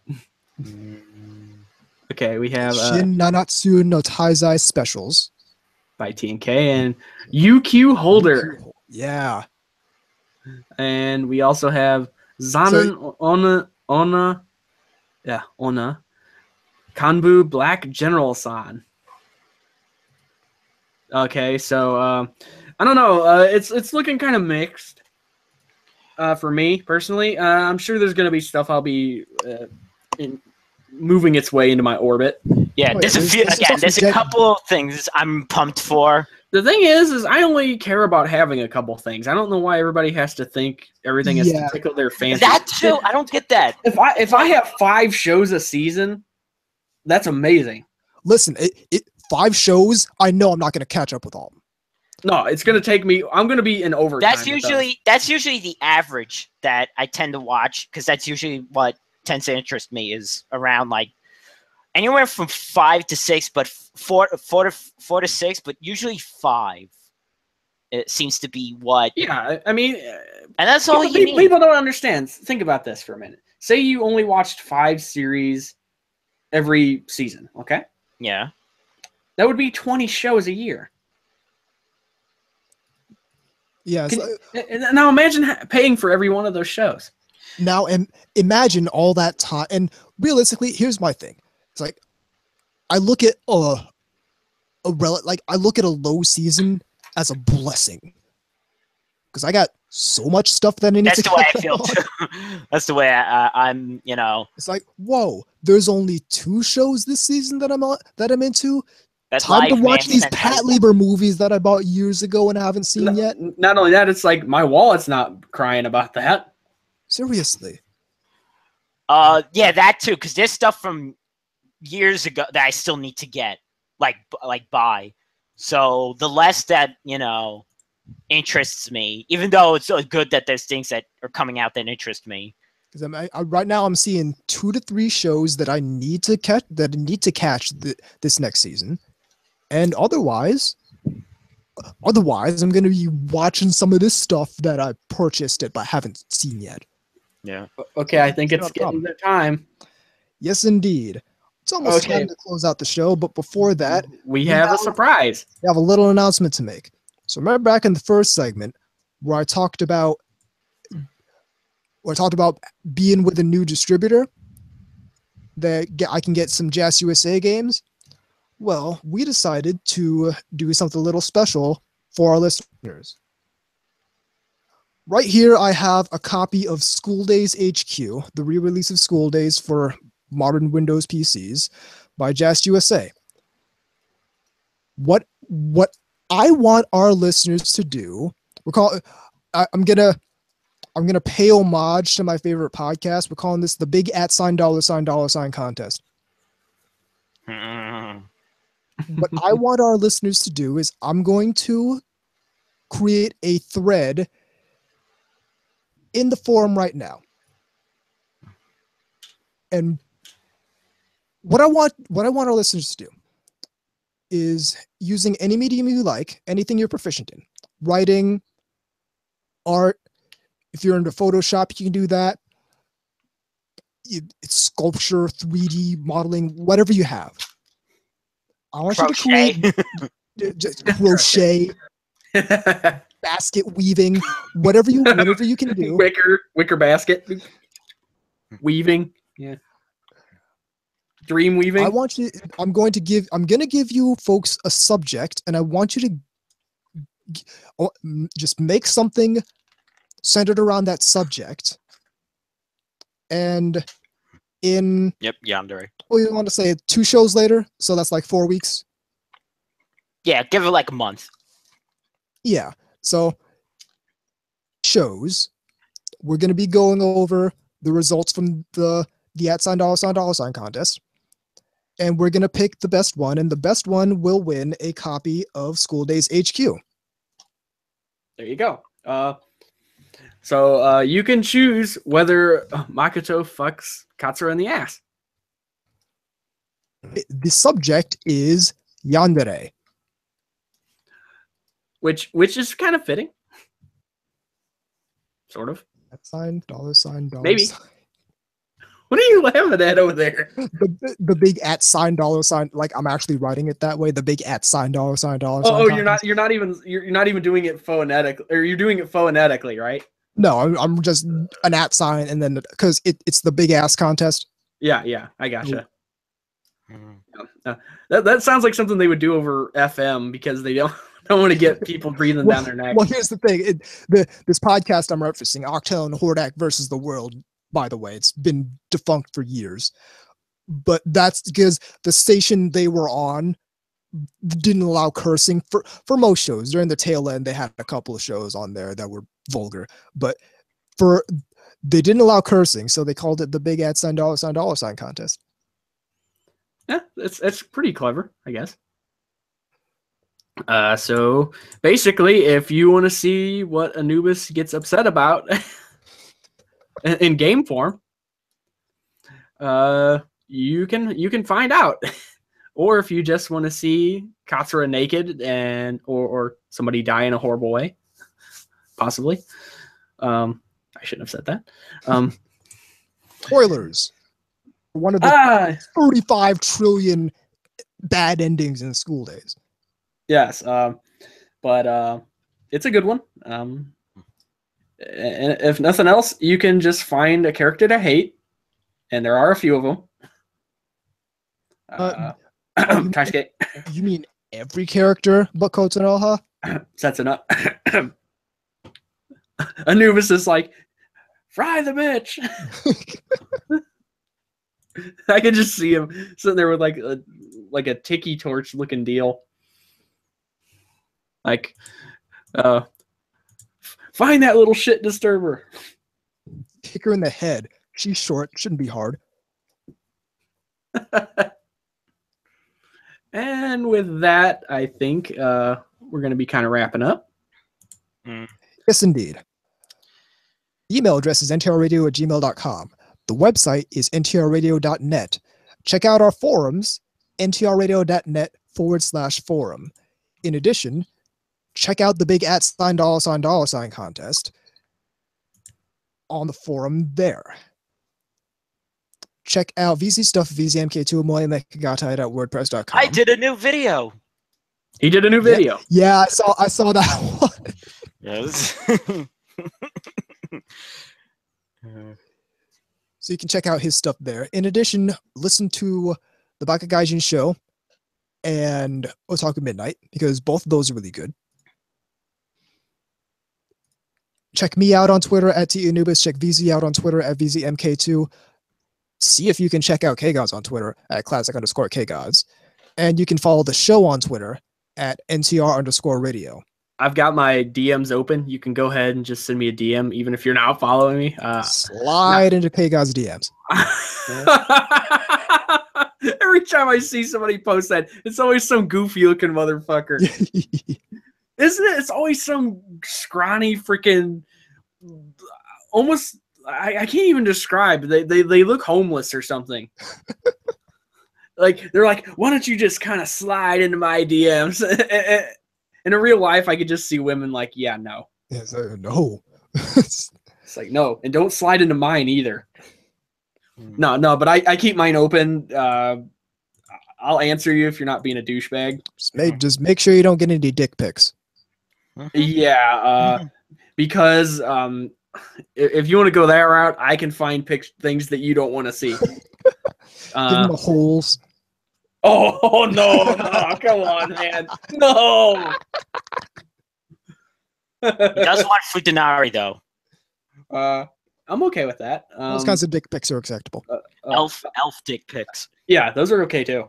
Anything like that, any things like big asses or basically anything I talk about here with any kind of reverence is probably fine.